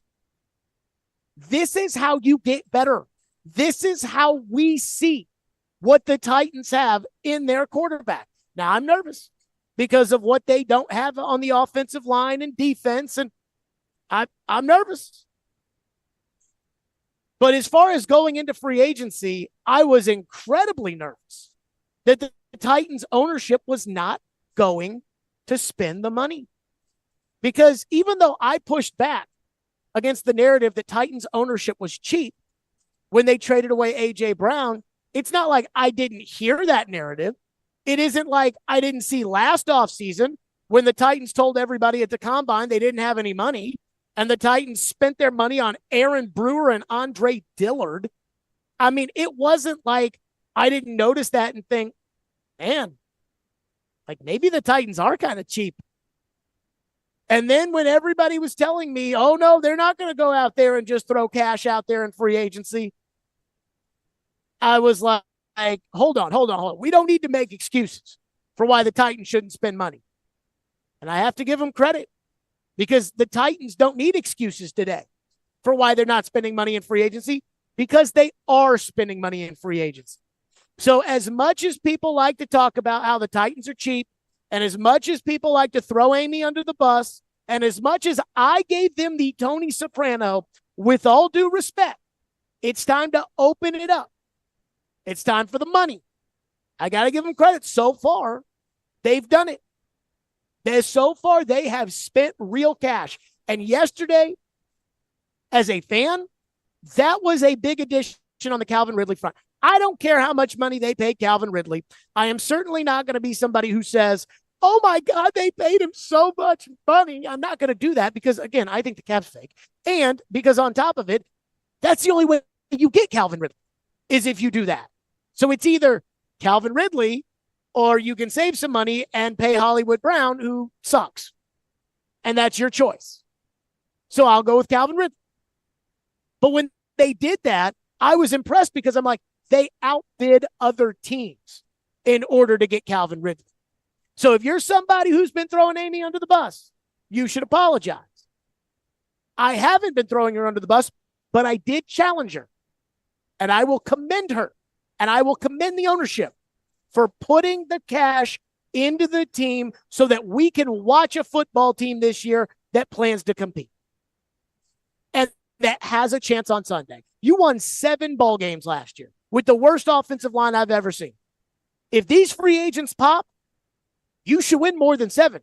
You win more than 7, you're competing for the playoffs. Ian, what did the GM say the goal was every year in the NFL? Fight for the division and compete for the playoffs. Compete for the playoffs. 615-737-1025 is our phone number, 615-737-1025. Plus, we have played a cut over and over and over again. And I think Ran has actually told us the one thing we wanted to know that we said they would never tell us. I think Ran told us.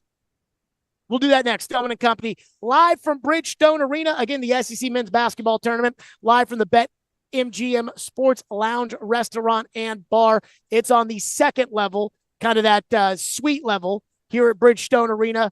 It's always open every day. If you're just looking for the downtown sports spot, it's right here. Hiller Plumbing, Heating, Cooling, and Electrical. That's right. Hiller, proud supporters of the Vols and Vandy, so they're excited for the tournament, and of the red hot Nashville Predators.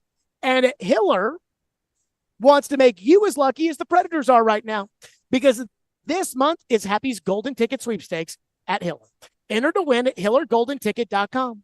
All you have to do is enter your email and you're automatically entered to win. Prizes include a $5,000 Hiller gift card, a $1,000 Hiller gift card, or one of 10 Happy Hiller Club memberships. Or take advantage of zero interest financing for 12 months on select new HVAC systems, tankless water heaters, and whole home generators. Do not miss out. Enter to win today. That's HillerGoldenTicket.com.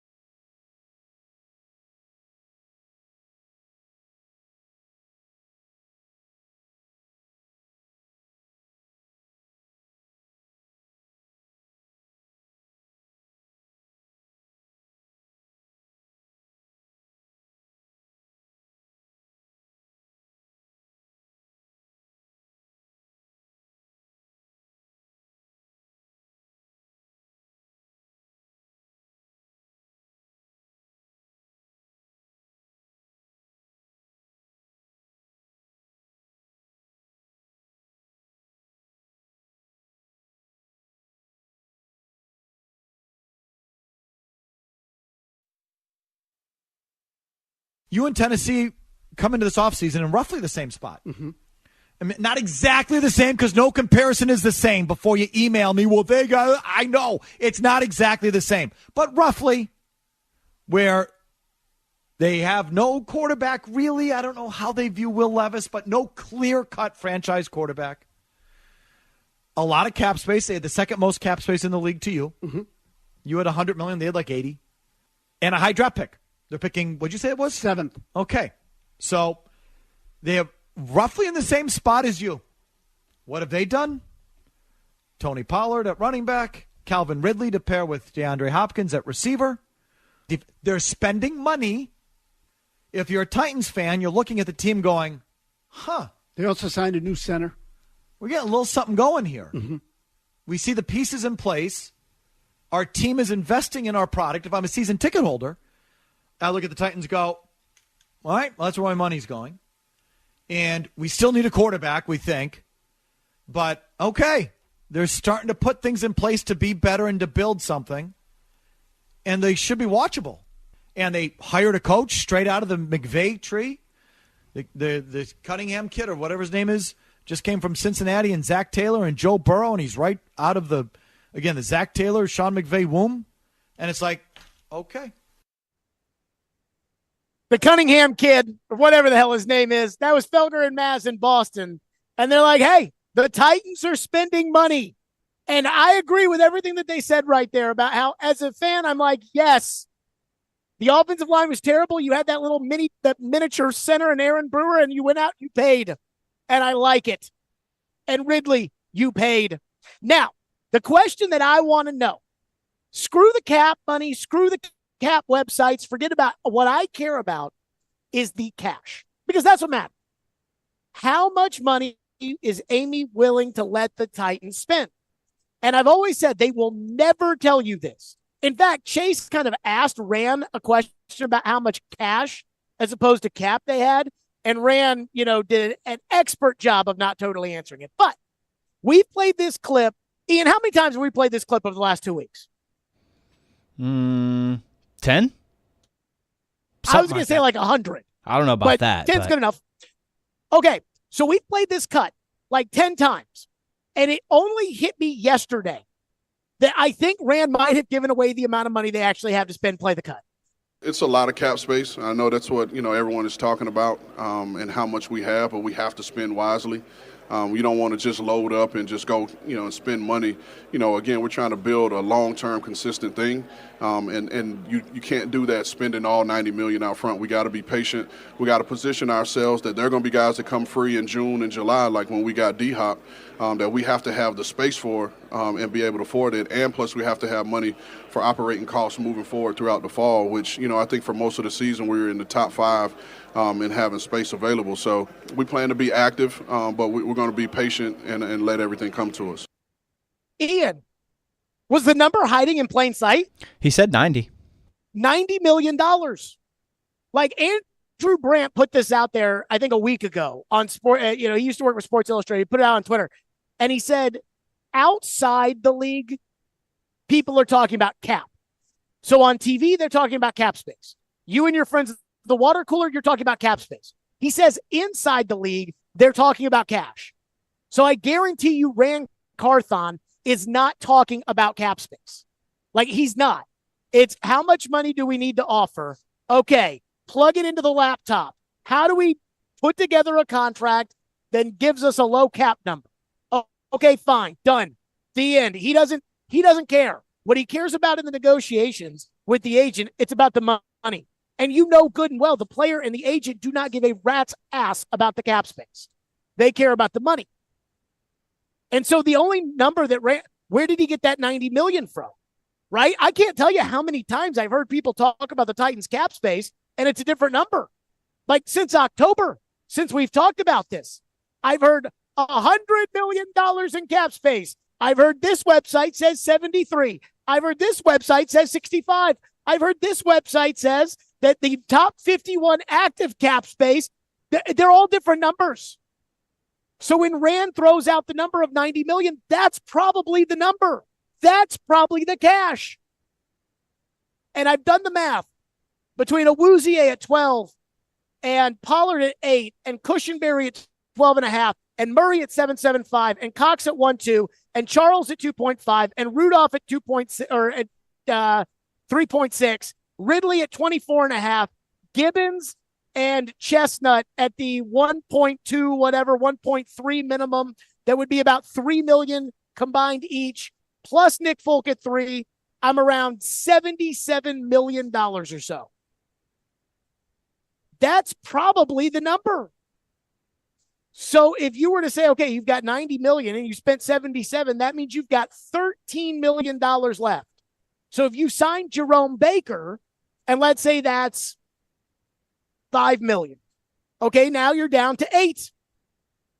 That's I think that's the number, right? And this whole time I've been like, oh, they'll never tell us. We don't know what the cash, what the budget is. I think Rand just told you. He told you a week ago. And I was too stupid to hear it. I got too caught up in the, well, we need to spend wisely, or just the utter bullcrap of bragging about operating space throughout the course of the season. Nobody cares about that. But that's that. There you go. I think that's it. By the way, breaking news, Tim Settle, defensive tackle, who TD talked about as a potential defensive tackle option for the Titans, signing reportedly a 2-year deal with the Texans. So he's off the board as the Texans completely sign every defensive lineman that ever existed. 615-737-1025 is our phone number, 615-737-1025. Kyle says that I hear Marshawn Lattimore and Marlon Humphrey may come available as cap casualties. By the way, all that cap casualty stuff is over.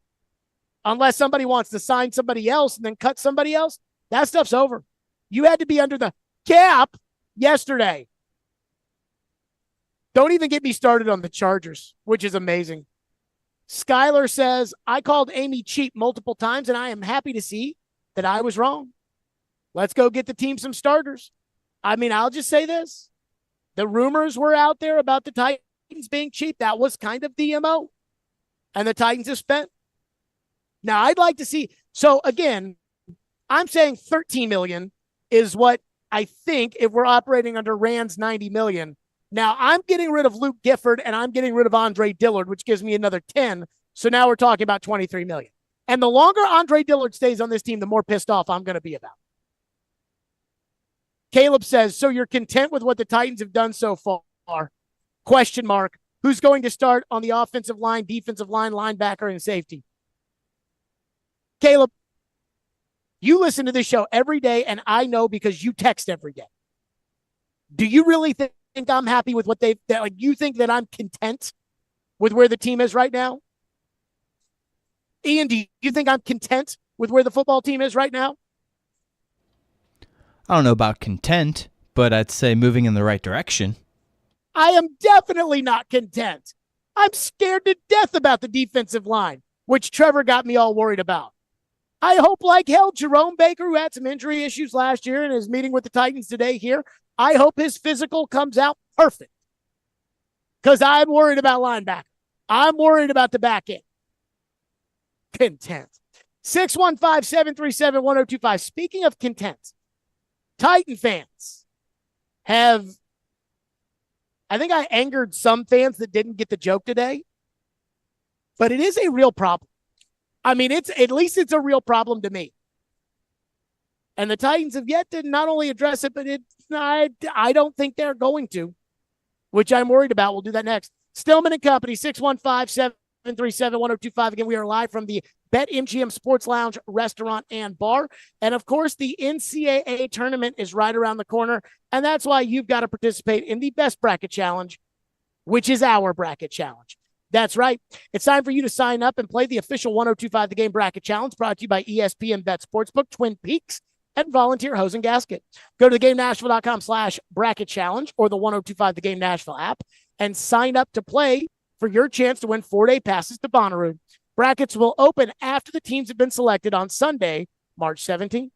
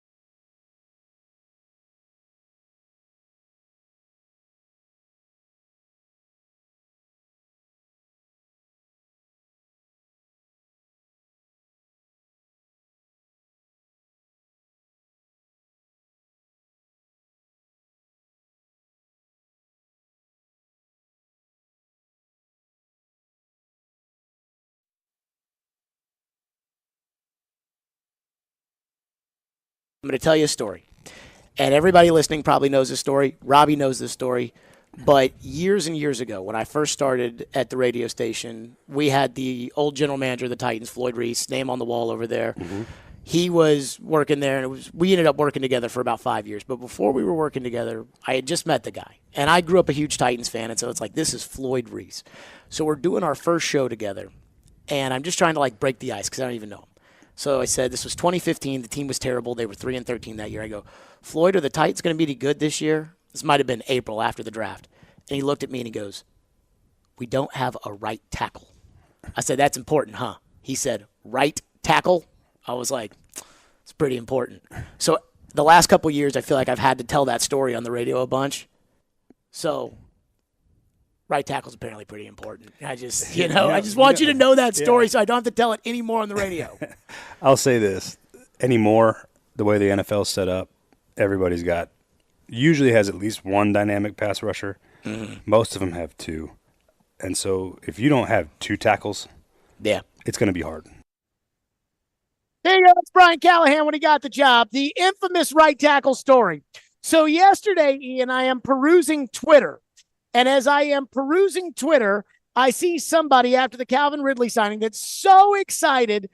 They put up their Titans offense next year. Will Levis, DeAndre Hopkins, Calvin Ridley, Tony Pollard, Tajay Spears, Jared Stillman, Chig Okonkwo. Nobody can convince me that we won't have a top 10 offense next year. Now, remember, the Titans offense has freaking sucked for the last 2 years. A lot of that probably Todd Downing's fault, but it's been. And so I, quote tweeted where I got the person's little tweet beneath me and my little tweets above. And I just said, quote, we don't have a right tackle. And Titan fans were furious, Ian. There were 5 responses. Uh-oh. First of all, there were about 100 responses to this, but there were 5 different ones.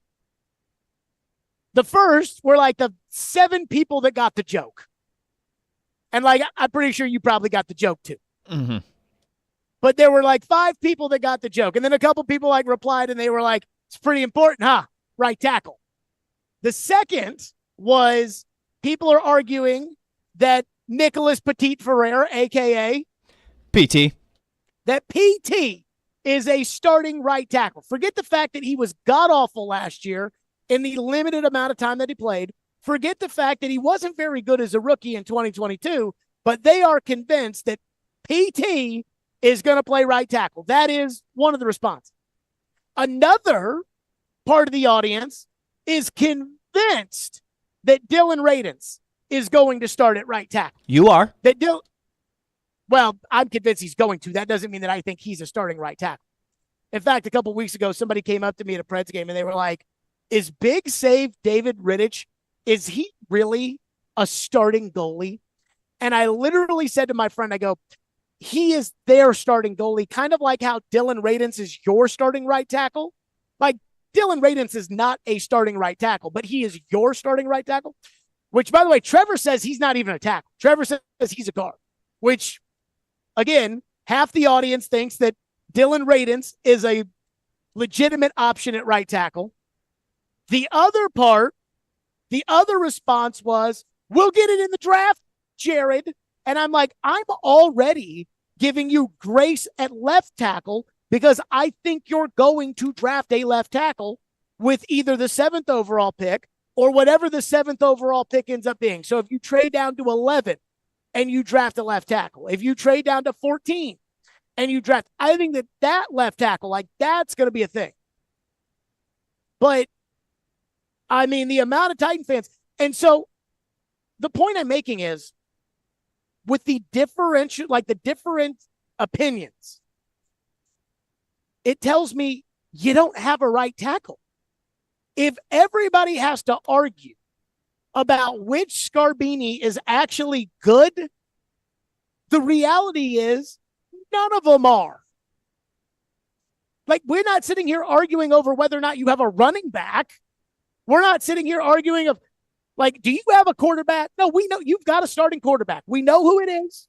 Mason Rudolph ain't it. Like, we know. But when it comes to right tackle, and the amount of Titan fans that are just so mad about, like, how dare I point that out or how dare I say that? I mean, again, I hope the Titans get a right tackle. I expect that they'll do something. You know, Trevor's got me worried that they are going to start PT at right tackle, which I really, really, really dread. But you can't sit there and get excited after they added Calvin Ridley and say, you can't tell me this is not going to be a top 10 offense this year. You don't have a right tackle. And as I learned, right tackle's pretty important. And so anytime you get excited about, and look, the offseason's not finished, but I'm also not giving you credit for things you haven't done yet. So when it's like, oh, well, we'll draft a right tackle, I don't know that. I don't know who's going to be available at 38 or in the fourth round. You can't take a guy in the fourth round and expect that person to start in the NFL at right tackle. You just can't do that. It does not work that way. So I'm not here trying to be Debbie Downer. I'm just trying to tell you the truth, which is what we try to do every day on this show. Tell you the truth. And as of right now, while you do have a receiver in DeAndre, and you do have a second receiver in Ridley, and you're not having to talk yourself into Burks, you don't have a right tackle. And you probably don't have a right guard. You have a center, you have a left guard, you're going to draft a left tackle. And while I don't like it, you can get by with Chig. But you don't have a right tackle. And if you think you have a right tackle, you're fooling yourself. You don't have a right tackle. Oh, and Lenny texts us into the text line. This was the other response because I gave you 4. The 5th response is, O-line coach Bill Callahan will improve the players on the roster. The idea that Bill Callahan can take any crap bum and turn them into Jack Conklin, which is not true. Bill Callahan's a good line coach. And my guess is where it will really pay dividends is if they draft some guy in the 5th round this year that's a guard, and that guy sits on the bench for the entire year, that next year that guy is good enough to start. But that'll be next year where you start to see the benefits because, again, Bill Callahan's going to get like 13 padded practices and 3 preseason games between now and the start of the season. How do you expect Bill Callahan to turn these crap bums into good players? So what's the line TD says, Ian? I'm a beautician, not a magician. Something like that, yep. There you go. Come on now. 615-737-1025. By the way, Joe Rexroad is on the Paul Feinbaum show right now. He will be on Jared versus Joe. I do wonder what Joe's talking about. I mean, obviously he's talking about basketball, but he's going to hate going from talking basketball with Feinbaum and his basketball bennies out there to arguing about whatever we're going to end up arguing about on Jared versus Joe. We'll get to your phone. 615-737-1025. Oh, I do have a Predators thought. We'll do that, then your phone. Stillman and Company, live from the BetMGM Sports Lounge, Restaurant, and Bar at Bridgestone Arena, 102.5, 106 for the game.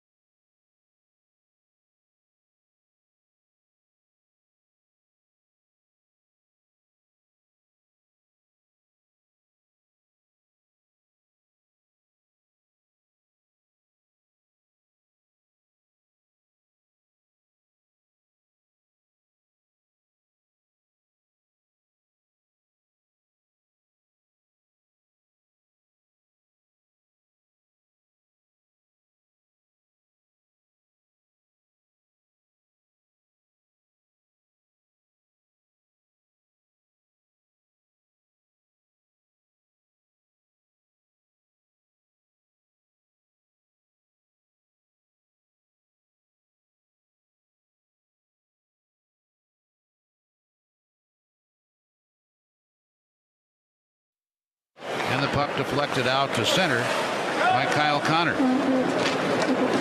In on goal. Back out for Forsberg. He scores! They took the puck off the end board, gave it to Philip Forsberg coming down the left side. He scores, and the Predators extend their lead to 3-0 early here in the third period. You guys knew it was going to be a tough challenge tonight, but to come out with 13-game point streak against this opponent, how huge was that for this team? Well, what was more important about our game? The way we played. I thought we dictated the pace a lot of the game. We're still building in different areas, but really like what we brought for basically 50 minutes of the game. Ooh, Andrew Burnett did not like that 10 minutes or whatever he was not talking about right there. But the Predators went to Winnipeg last night in a big boy game, like Barry Trotz said, and they kicked that ass. And again, on this heater, there have been 2 games that I thought were well, I'll give you 3 at LA, but really 2 games that were like, hey, let's see, measuring stick. Could you win in the playoffs? If you get into the playoffs, the first one was Colorado here at home. You kick the crap out of them. Then the second game last night on the road at Winnipeg, because you're likely to play one of those 2 teams or Dallas or Vancouver in the first round of the playoffs, and you kick the crap out of them. And so, Ian, I got 6 words for you. It's all I can think of after last night's game. You want to take a guess at what they are? Give me to the playoffs, baby. Give me to the playoffs, baby! I'm done with the regular season. Like, again, I know, and we'll watch every night, and we'll, sit there and look at playoff matchups, and Money Puck gives them an 89% chance of making the playoffs. They're going to make the playoffs. They're probably going to be the first wild card in the Western Conference. They are as close to being the top seed in the Central Division as they are not making the playoffs. They're going to make the playoffs. The question now is, are the Colorado and Winnipeg victories indicative of their capabilities come playoff time? Because I heard today, Derek Mason was freaking giddy after last night's win. And I heard Derek say that I heard him say that he thinks they won't be an underdog in that first round series. And I have to disagree. I think they'll be an underdog, whether it's Winnipeg, Colorado, Vancouver, or Dallas. Whoever it is, they'll be the underdog, and that's fine. But they can beat all those teams. Vancouver, I'm a little nervous about because they've got a lot of firepower, and quite frankly, I haven't watched Vancouver much, but they can win a playoff series. Now, they can also lose a playoff series. Like, those are both possible. And I know it's like, well, no, they could win or lose. But like in 2022, when they played the Colorado Avalanche and they made the playoffs, they had no chance to win that series. And it had nothing to do with the goalie being hurt. UC Saros could have played that series and they still would have lost. So, like, that team had no chance. This team, I think, is a serious contender in that first series. And that is where kind of the crazy nature of the hockey playoffs take us is, okay, I don't think you can beat Edmonton, right? Because they've got Draisaitl and McDavid, and every time that they play the Predators, they just score 9 goals apiece. And so that's over. You can't beat them. Well, what if they're on the other side of the bracket and they lose? What if Vegas, who's been, stashing away money on their long-term injured reserve that they'll get back for the playoffs, what if Vegas ends up upsetting them? And so now all of a sudden you end up beating Dallas, which I think you could, or Colorado, which I've seen you do, or Vancouver or Winnipeg, which you did last night. You beat that team in the playoffs. Now you get a second round matchup with the other one of those teams. And again, I think you can beat all of them. And now you don't have to play Edmonton. I mean, that's what's possible. And there are always injuries in the hockey playoffs.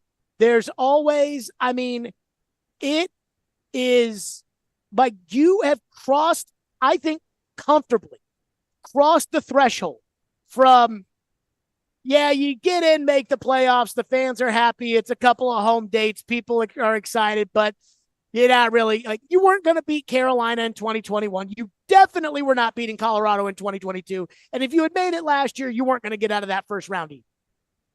You've crossed that into the, hey, this team is good enough that anything can happen in these playoffs. And it doesn't matter if you're the 7th seed, the 8th seed, if you're the 3rd in the Central, it doesn't matter. Home ice, road ice, doesn't matter. So last night, big boy game, Barry Trotz said, hey, don't get too caught up in whether this is a measuring stick game or not, but, let's see how they match up. And they cooked the crap out of them. I mean, I don't know about you, E. I was impressed last night. Yeah, I kind of was. And this team's been good. Like we've been following this the whole time.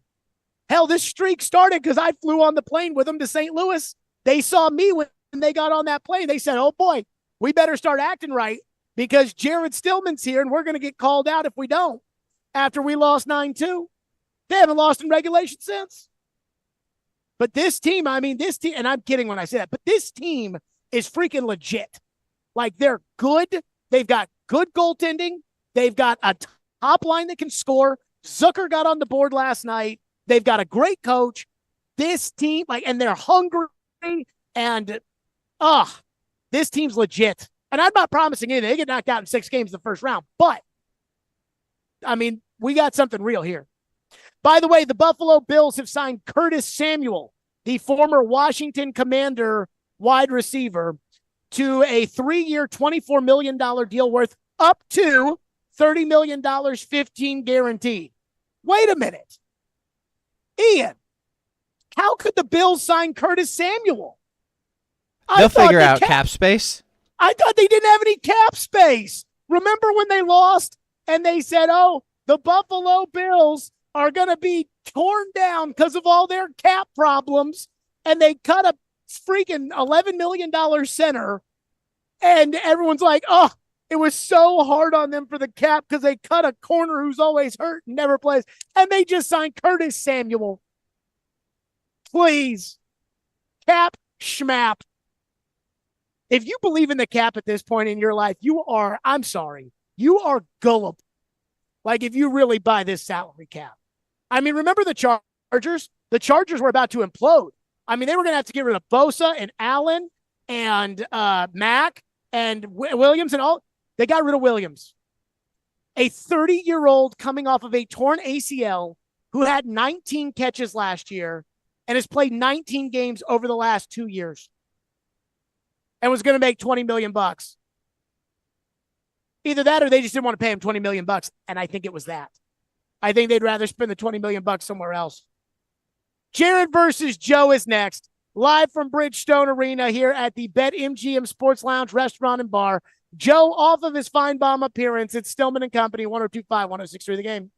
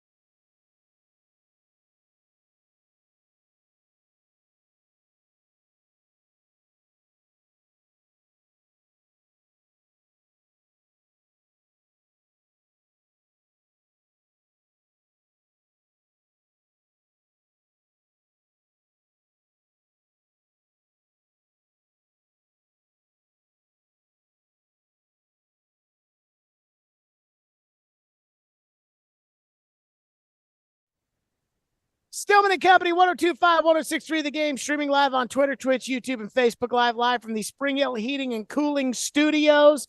Today we're at the BetMGM Sports Lounge, Restaurant, and Bar inside of Bridgestone Arena for the SEC Men's Basketball Tournament. Caroline Fenton is here since it's 5 o'clock on Thursday, not Wednesday. Caroline, how are you? Hello, how we doing? Outstanding. And fresh off of the Paul Feinbaum set, one Joseph Robinette Rexroad Jr., who, even though the cap is real, Joe, somehow the Bills just signed Curtis Samuel. Somehow the Chargers are going to field a football team this year. So, but I know you're too busy with Paul Feinbaum and TV. And did they put makeup on you before you went on Feinbaum? I wish they would have. They didn't. But, yeah, people signing people, that's a total proof the cap is fake. I mean, they were 55 I'm so sorry. billion over it last week, but I figured you'd be too busy celebrating today, Joe.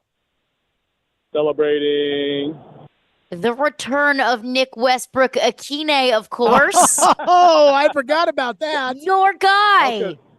How could I possibly not know what you're talking about? My goodness, you're right. Yeah, I'm sorry. In fact, Your head is so far in the clouds, so excited about NWI that you don't even know what I'm talking about. I will say this, though. I don't know about you guys. I am having a hard time keeping up with everything between free agency, Jerry Stackhouse getting fired, the Predators never losing. Like, it's starting to get a little too much for me, which I'm not complaining about, but it's a lot. It is a lot. All right, let's get right into Jared versus Joe. Jared Stillman versus Joe Rexroad. Now on Stillman and Company. On ESPN. 102.5 The Game. All right, Caroline, start us off. All right. Jared, free agency grade so far. I'll give the Titans a B. I'll give them a B, but I think they still have room to improve, and I don't know how much money they have left over.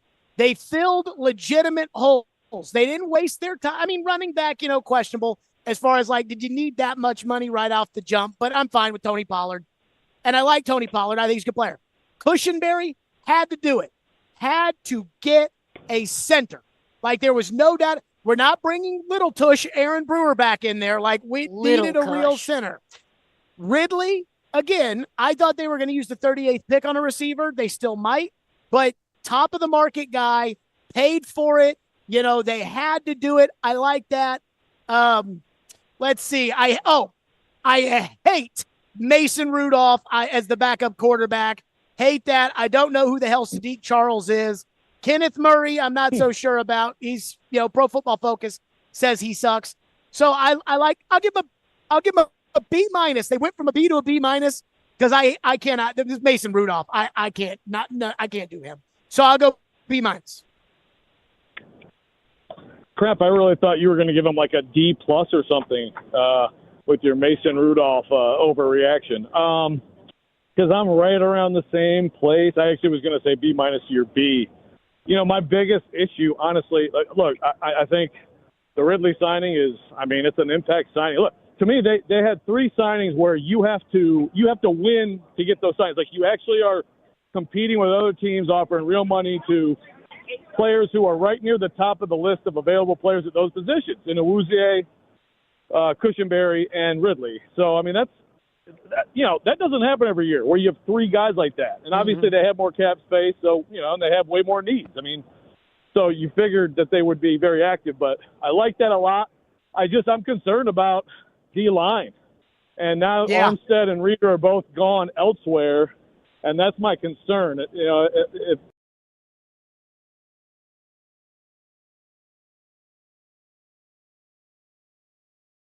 absolutely a monster in there, and so that's my concern for this defense. And they didn't get right now another cornerback. I think they almost did, but they didn't get the other big-time cornerback. So the defense looks pretty vulnerable right now. I have to like what they've done overall with the offense. So here's my thing on the one thing I'll say about free agency. They don't have a right tackle, and I'll give them left tackle. To me, I'll give them left tackle in the draft, but you guys know the right tackle story, and you can't get an A if you don't have a right tackle. And so I stand by that on the right tackle thing. Well, that's fine, but so you just said when we were talking about what's his name, Jonah Simmons, right? You said you hate him, so not Simmons, Williams. So I mew who is your answer? Who is your answer at right tackle? That's the problem. Well, I do wonder if they could have gotten in on that Morgan Moses sweepstakes right there. That was kind of a little under the radar move. I've always liked Morgan Moses, but that's a right tackle. What I'm scared to death of, Trevor came on the show and he thinks Nicholas Petit-Frere can play right tackle. And that scares me that they're going to put him or Radence there and that it's going to, again, be, we don't have a right tackle. And that scares me. Caroline, what's next? Well, speaking of the offensive line, Joe, you go first. Can the Titans rebuild the offensive line completely in the offseason? And if so, how? Well, so if you're saying, can they get better people at every spot? No. I don't think that's realistic. I don't think they're going to try. I don't think that's what's going to happen. I think Brunskill's the right guard. So if you're okay with Brunskill at right guard, then I guess, yeah. But, just like Jared said, is that the worst option? No, again, we go back to the 2016 offseason, talked about it a lot, talking about a team rebuilding an offensive line in one offseason. They did it with a center and a right tackle. A great free agent signing center who became a cornerstone of the franchise, and then right tackle at number 8 in the draft. And the difference, though, is that they had the Pro Bowl left tackle who just hadn't played like a Pro Bowler yet, and then he figured it out. Yeah. And so it's almost like you acquired that too. So I believe they're going to draft a left tackle. I'm very interested. I think Skoronski can still at least be good to very good, maybe better than that, but I really like his chances with a real left tackle and a better center on either side of him. I think the center signing was great. So can they? Yes. I don't have a great answer on what to do. I think that, look, I'm okay with using another pick on a right tackle. I'm not as absolutely – if there's an answer on the roster and if Bill Callahan is a magic worker with offensive linemen, I'm not completely throwing in the towel that Nicholas Petit-Frere might be able to play passable football. That's not the preference. You'd rather have him as a depth guy, but I think that may end up being the way they go. I think the only answer to Caroline's question is that you draft a left tackle in the first round and you draft a right tackle in the fourth, and there's enough tackles in the draft that you could do that. In the fourth? Yeah, there's some. No. Okay, well then tell us how to do it, Jared. So, I think going into this, I think the Titans could have rebuilt the offensive line to a satisfactory level, right? So to me, left tackle is going to be the 7th pick, or they'll trade back, whatever that pick represents. Left tackle, Skoronski left guard, Cushenberry center. Good. Sold on the left side. The right side is the concern right now. Right guard, after hearing Trevor talk about Brunskill and Radence, I think that there may be a chance that Radence could be a passable Josh Klein-like option at that right guard spot. And then it takes me to right tackle. Going into this week, if you had told me Morgan Moses would have been available just for swapping spots in the 4th round with the Ravens, I would have done that. I wouldn't have even thought of. I would have driven him in my car to Nashville. That I would have loved that so much. And so I don't know. I don't love the free agent tackles that are out there. George Fant was out there. He went off the board. I thought he could have been a guy, but I don't know if there's a tackle out there that they could take as of right now. What I am certain of is that if you can start at tackle in the NFL, you go in today's NFL where they do not practice in pads anymore. You go with one of the top 17 picks in a draft. Now they could take a tackle in the 4th round, and that guy could sit on the bench this year. And by week 8 or 9, Bill Callahan could have that guy ready to go. But you can't take a 4th round and stick him in there week 1 and say, all right, here you go. You don't have a right tackle if that's the case. So, no, we're not drafting a tackle in the 4th round and starting it. Okay, so you have no solution other than whining about what already didn't happen, and then you can't get a 4th rounder to start. Look. So then my answer to her is no. Okay. I'm trying to be productive and trying to find the best possible pathway to this answer. I mean, does it not feel inevitable to all of us that PT is going to be starting at right tackle? Yeah, but are we convinced that PT's bad? Yeah. I know you are. No. I'm not. So here's why I'm out on him. I'm not. Here's why. There's two reasons why I'm out on him. I feel like you're putting him in the same stratosphere as Dylan Radins, and I don't think that's fair. So I actually, if I was playing quarterback, and thus, I'm going to get killed if we snap the ball, and I drop back, and I have the choice of Radins or PT at right tackle, I will put Radins there. I think he's a better player than PT. I think PT's got way more talent. But here's my problem with PT. Number one, I Jared's think a big false starts fan. Oh, if Radins didn't false start, now Trevor says he doesn't have the feet to be able to play tackle in the NFL, and he might be right about that. But his Pro Football Focus stuff's all fine if he doesn't commit 47 penalties a game. But trust Trevor. My problem with Petit Frere, number one, Gentry Estes always brings this up because he covered like the high-end college recruiting at Alabama and Georgia back when Petit Frere was in high school. He was the number one offensive line recruit in the country, which is why he went to Ohio State. And Gentry says when the number one high school offensive line recruit ends up in the third round, that's a problem. And I'm like, you know what? It's got to be like a personality, like doesn't have the dog in him because he's got the size, he's got the athleticism, he's got all the tools that would make somebody a first-round pick. Played left tackle at Ohio State. So that's the first thing. The second thing is I thought that Nicholas Petit Frere was going into like a really big second season because, again, they don't ever practice anymore. So the only way that a young guy can get better is by playing in the games. And last year was a horrendously lost season. And third, he's the only guy on the team and one of two guys in the league that got hit by this gambling rule, which means that he probably wasn't listening when they went over it. And that concerns me about whether or not he can get with the program. Yeah, real fast. I mean, he's got as much dog as Radins had in him. And also, let's not forget that Petit Frere came right in, beat out Radins, who, had been a second-round pick a year earlier, the starting job, and I thought played well, especially given he's a rookie right out of the gate, third round, starting at right tackle. And, it got rough late in that year, and then all this stuff has happened. I don't think it's particularly close in terms of upside between those two. I'm going Petit Frere all the way.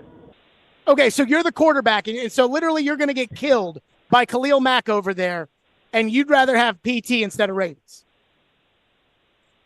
Yes.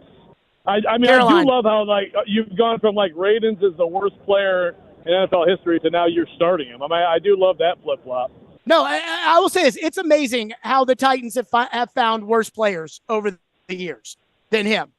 Like that, he was the gold standard for the worst, and now they've got more worse. PT. Oh, my God, you guys are crazy. You guys in Titans Twitter sitting there being like, we have a right tackle, Jared. PT. Like, saying that we have a right tackle I know, and you're saying not I saying would rather that. have Nicholas Petit Frere over Dylan Radins, very different vibes there. All right, yeah. Jared versus Joe is presented by Pella Windows and Doors of Nashville. More Jared versus Joe live from the BetMGM Sports Lounge, Restaurant, and Bar at Bridgestone Arena for the SEC Men's Basketball Tournament, 102.5, 106.3 The Game.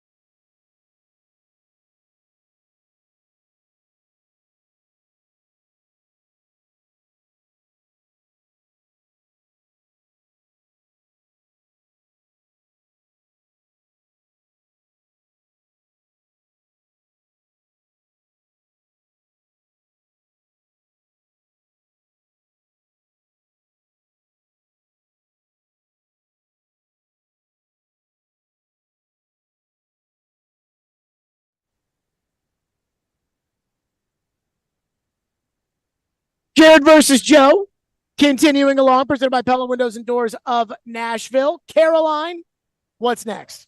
All right, so the Titans sign Calvin Ridley. They have DeAndre Hopkins, bring back Joe's guy, Nick Westbrook-Akine. Doesn't feel like there's an obvious spot for Tréylon Burks, but what, in your opinion, Jared, you go first, is the best next steps for the Titans to make as far as Tréylon Burks is concerned? So this is what happened to me this morning. So right now, do you guys have Twitter notifications so that, like, if somebody tweets, you get a notification that they tweeted? No.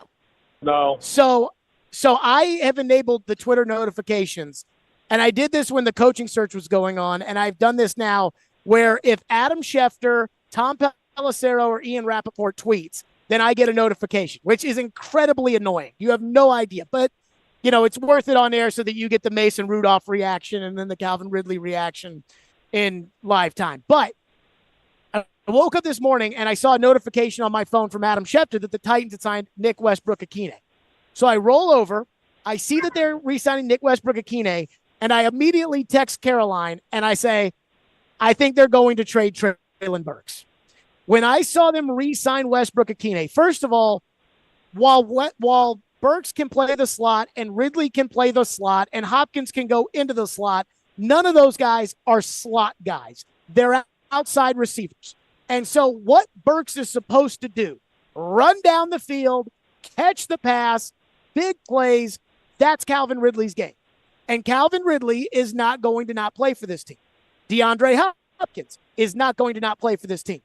Well, Tréylon Burks doesn't play special teams, and he doesn't particularly play the slot. So I'm trying to figure out, like, okay, so where is his role? And I'm like, you know what? We even talked about this on Jared versus Joe maybe last week or 2 weeks ago, and we said, how, what would he be on the market? And we're like a fifth or a sixth that's what they're going to do. They're going to trade Burks for a fifth or a sixth, and they're going to say, hey, we've got all these holes on our team. We need depth on our team. And by trading the last 2 years of Burks in order to get 4 years of somebody else, that's going to be what they do. And I think that they're going to trade Burks probably before the draft, and that Westbrook-Akine will be active on game days, will be in the mix at receiver. And it wouldn't surprise me if they draft a receiver, but I think that with the Ridley signing, I think they're ready to move on. Well, I do think that's more likely given the fact that this is not the front office that traded A.J. Brown and chose him as the replacement. Like if it was still J-Rod, then I would argue hard with you right now. Because they'd be like, you got to try one more year and, see what he can do, and he's still got talent and blah, blah, blah. A little bit of a pushback on you're right. I mean, obviously none of those guys they're outside receivers. They're not dedicated slot receivers. But I mean, Calvin Ridley made some of his biggest plays at Alabama coming from the slot. I mean, you can move people around. That's like, I think Tréylon Burks could be, a guy, the third guy potentially on this team, depending on whether they draft someone. Westbrook-Akine is a great, in all seriousness, beyond the parade I'm about to have on Broadway here for NWI, he's really great veteran presence, pro, plug him in anywhere. It's a nice thing to have. But I could also see the Titans having Ridley, Hopkins, Burks, and a drafted receiver all on this team next year. And NWI is just like the fifth guy and an in-case needed guy. So, but I will not be surprised. I don't think it's a terrible idea to move on from him. And maybe it would be, rather than just trade him straight up for six, maybe part of some other deal, for something else potentially. And just part of a throw-in. Yeah, I mean, a lot of people keep doing this whole what about Burks for L'Jarius Sneed? I'm like, again, the value of Burks is like a fifth. Stuff, sure. Yeah, like the value of Burks is like a fifth or a sixth. I think a failed first-round receiver that has real talent usually goes from anywhere from a third to a sixth, which means I think it's realistic to expect for Burks a fourth or a fifth or a sixth. Like, what did Judy go for? Fifth and a seventh? A fifth and a sixth. I think you could a bag of footballs. You could look but at. Remember, Caroline. But remember, one might Jared say that's a bag of footballs. Just remember that Jared thinks that Burks is more explosive and athletic than A.J. Brown. So maybe he could go for a little bit more than that. I think it is a shame that if the Titans trade if the Titans trade Tréylon Burks, that his career, his production, based on what he's capable of doing, it will be a shame. I mean, that first practice he had his rookie year, I thought that guy was going to be an all-pro. I mean, when he didn't finish? No. That was the rookie minicamp. I'm talking about training camp. We dogged real him. Practice? Oh, my God. We dogged him. Remember, after the rookie minicamp, and then he was, on the treadmill and wasn't participating. And then the first day of training camp, he came out and looked like, old school Julio Jones. And I was like, oh, my God, this guy's incredible. And there's been tiny little flashes of it. And he was going that rookie year before he got decapitated in Philadelphia. But he just hadn't done it. And it's just he's got the talent, but. And then once you pay the money to Ridley, it's he's not in the long-term plans. I just struggle with if you do trade him, and it is probably going to be a 5th or a 6th round pick. What's more valuable, a 6th round pick or the hope that Tréylon Burks could potentially develop into something someday? So can I answer that? Well, I agree. Sure. And I'm not totally giving up on him either. I mean, I'm really not. I'm not putting stock into it. I'm not hinging on it, but I agree, Caroline. And the thing is, Hopkins probably is going to be here for one more year, and then who's going to be with Ridley? Because what's the ceiling for a 6th round pick? Not as high as Tréylon Burks' ceiling. So here's kind of the thing that I guess I would argue with this is we are told this is a great wide receiver draft, right? Yep. And Brian Callahan said there's going to be guys that go in the 3rd, 4th, 5th rounds that are good players that are getting pushed down because the receivers at the top are so good. I can see the Titans arguing hey, if we get a 5th or a 4th for Burks, do it so that we will feel like we can take a receiver in this draft, have a spot for them to play, and we're not taking a pick that we could use at another position. And then the question is, with your 4th round pick, for instance, is the 4th round receiver in this draft with 4 years of contractual control more valuable to you, and the potential that 4th round receiver could hit, is that more valuable to you than Burks for 2 more years and the possibility that Burks can hit? It's a fair point. But I do always go back to what TD said about NIL and how the 5th, 6th, and 7th rounds there's just not as many guys as there were potential for hits in the later rounds, just because there are fewer players that are entering the NFL draft, because why leave when you can make 6 figures in college? Would you guys have traded Burks straight up for Jerry Jeudy? Yeah. Yeah, I'd probably do that. By the way, speaking of TD, Kenneth Murray says if you take a knife and use it as a fork, you're not going to get the best results. And also pointing out that, Hopkins and Ridley both very good in the slot. Ridley's TD on the Titans game in the slot. So you're a little too hung up that on was the because, slot. hey, that touchdown was because Mike Vrabel put a Monty Hooker on him. It's of course a Monty Hooker's not going to be able to cover a number 1 receiver. Which is why you move guys to the slot sometimes, right? I mean, and then Vrabel got mad at me. The good old days. Caroline, what's next? All right, I know this is a few days old, but genuinely, I have been going back and forth with this in my mind since it happened. But big cojones John Hines pulling Marc-Andre Fleury in overtime, putting out 6 attackers, and it pays off. And it's easy to say, well, that was a great decision by John Hines because it worked and you get 2 points. But was that the right decision? Was that a smart move from John Hines? Joe? Yeah, absolutely. I mean, they're just about dead. So, like to he risk said, getting 0 points. Well, right, but I mean, if you look at where they are in the standings, like you said, 0 and 1 do nothing. Obviously, 0 does nothing, right? But 1 does nothing too in his mind. So, yes, sure, I love it, and I think maybe Jared's, if Jared has a vote, maybe Coach of the Year consideration should be up here for Johnny Hines, huh? Well, I think that the more likely Coach of the Year candidate, though I don't think he'll win it, actually is the guy that they got rid of John Hines for, and Andrew Burnett, who has this team clicking on all cylinders. Jared. Let's go, Bobo Jared. Tell us all about it. You know what? Let me tell you something.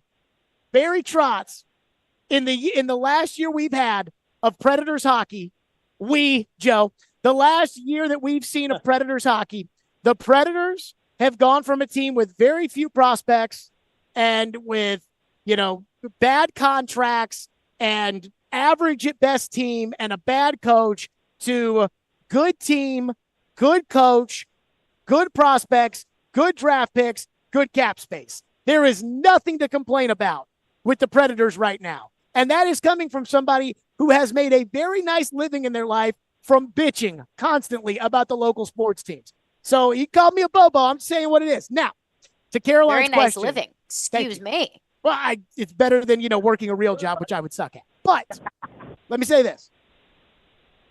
I have been thinking about this for like the last 5 days. In fact, during the break between the first Jared versus Joe segment and the second Jared versus Joe segment, I literally talked to Bill Wickett about that exact same thing, which is I cannot decide for myself, like, was this the good decision or not? And when he did it, I thought it was a good decision because I didn't know the rule.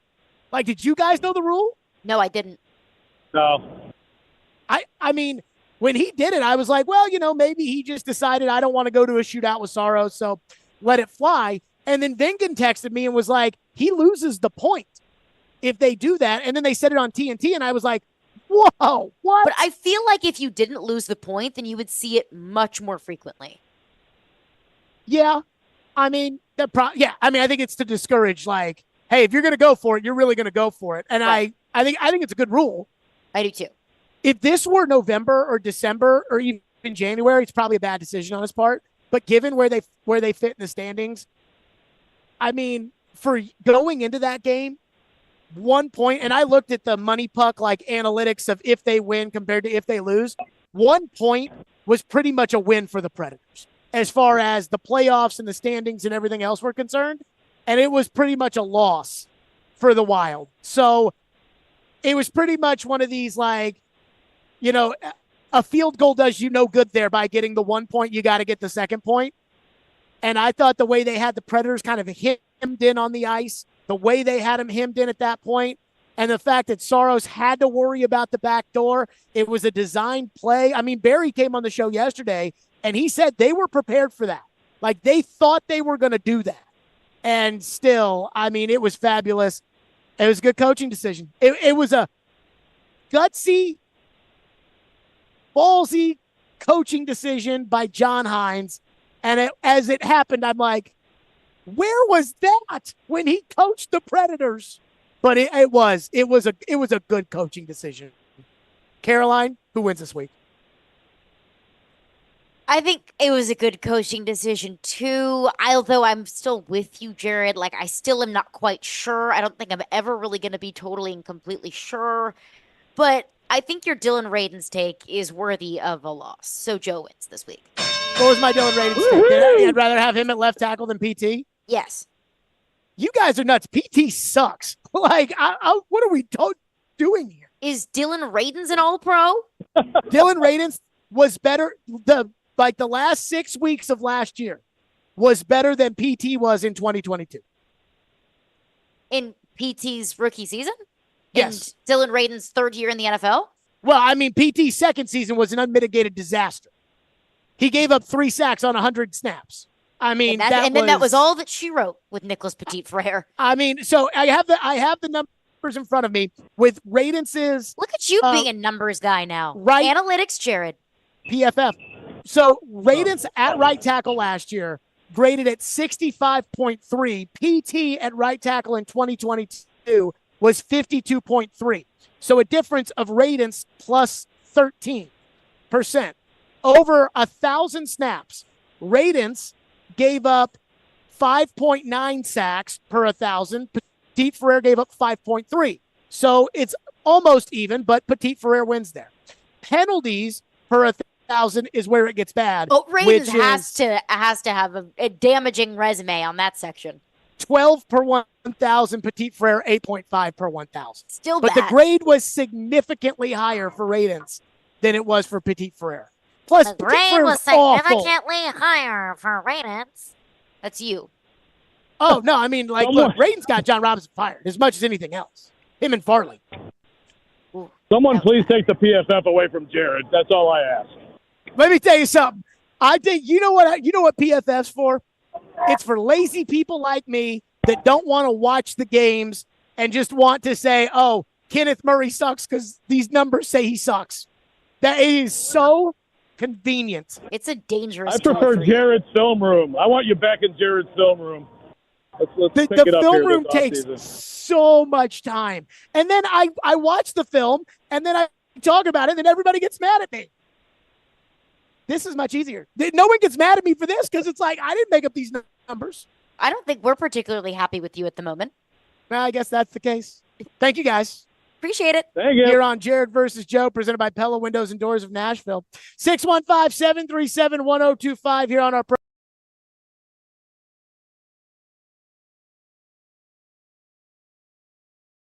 program. Explore their selection of premium coffee blends, refreshing iced drinks, and food featuring fresh-made premium breakfast, lunch, and snack options. And download that app today, the Twice Daily White Bison app, and join the White Bison Rewards program, where you can place orders on the go anytime and get rewards and earn free coffee. Stop by White Bison and brighten your day with a sweet cinnamon beehive latte, iced honey nut macchiato, and the vanilla rooibos tea latte. Find your perfect cup at White Bison, where it is finely crafted for you every day. White Bison and Twice Daily, fresh all day.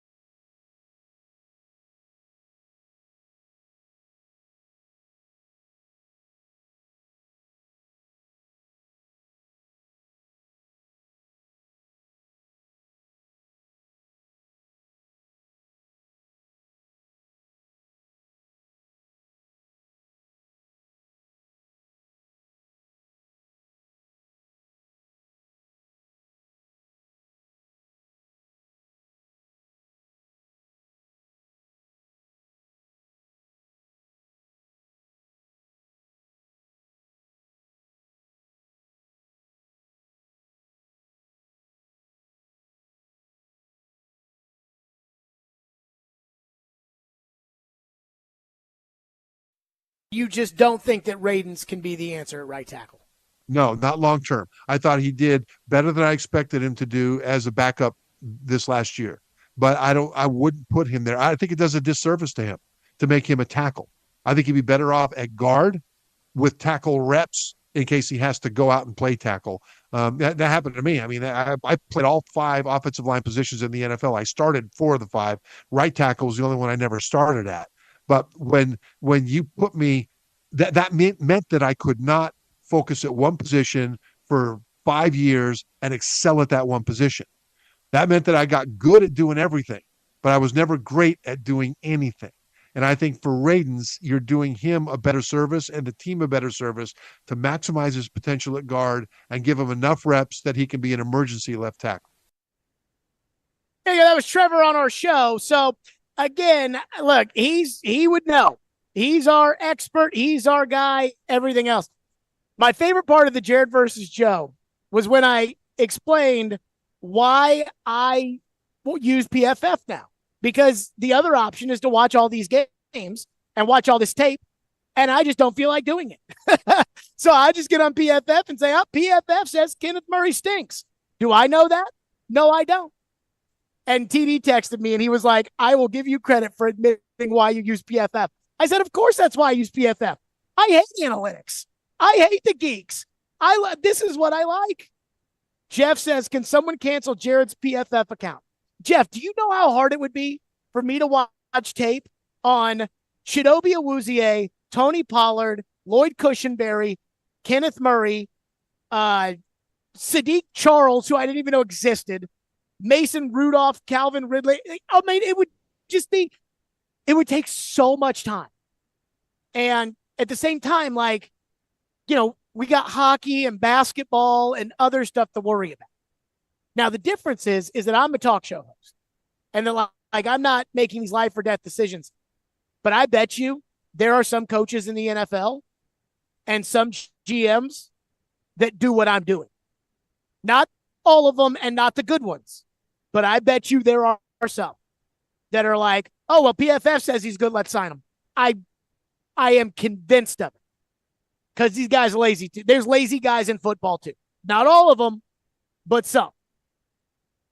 By the way, apparently Corey Davis has been reinstated by the NFL, and the Jets have released him. So if you want Corey Davis, he's out there. All right, Hal joins us next on the program. Here at the Predators are red hot. We'll get Hal's thoughts on it. Window Nation. That's right. They're online at windownation.com. I love Window Nation. They came out to my home. And I said, what windows do I need to replace? He said, you don't need to replace any. Your windows are good, which means to me that they will be honest. They will take good care of you. So let them do that. And replacing your windows right now, it's easier than you think, and it's more affordable. So if you got those cracked windows that won't open now that the weather is gorgeous outside, at least for right now, and they won't open or they won't close or they're leaky or the drafts, let Window Nation take good care of your home. For every 2 windows you'll buy, you'll get 2 windows for free, plus 0 down, 0 interest, and no payments for 24 months. Call 866-90Nation or visit windownation.com. Again, for every 2 windows you'll buy, you'll get 2 windows free, 0 down, 0 interest, and no payments for 24 months. That's 866-90Nation, windownation.com.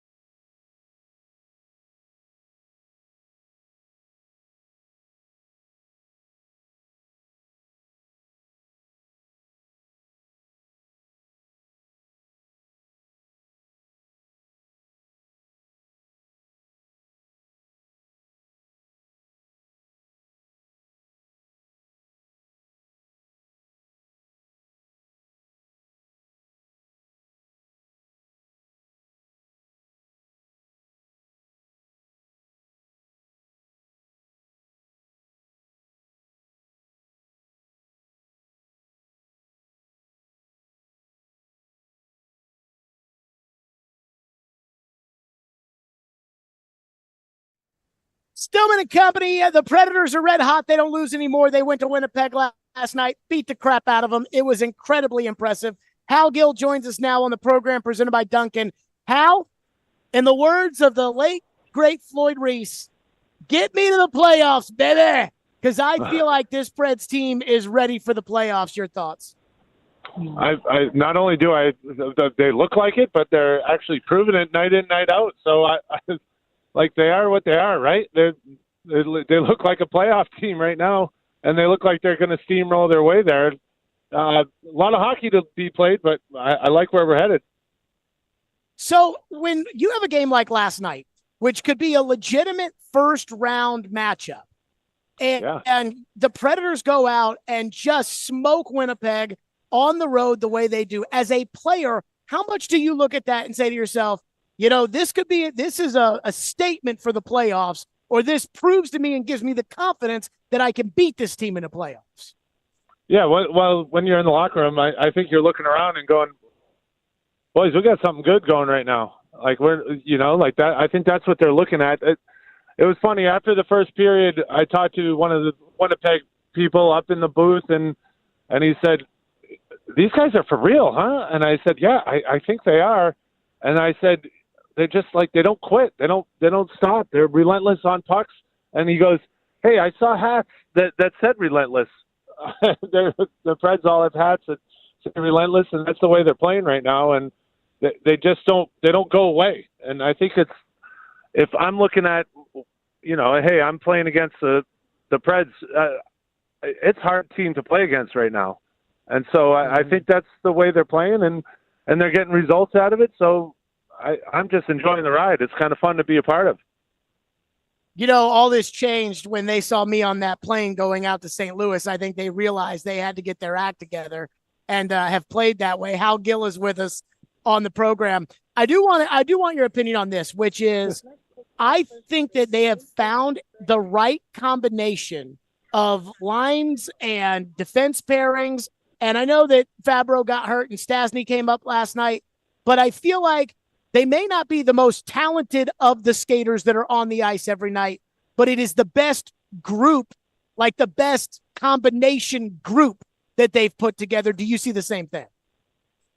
Yeah, right now, I think I heard someone say a while ago that there's a difference between buy-in and invested in.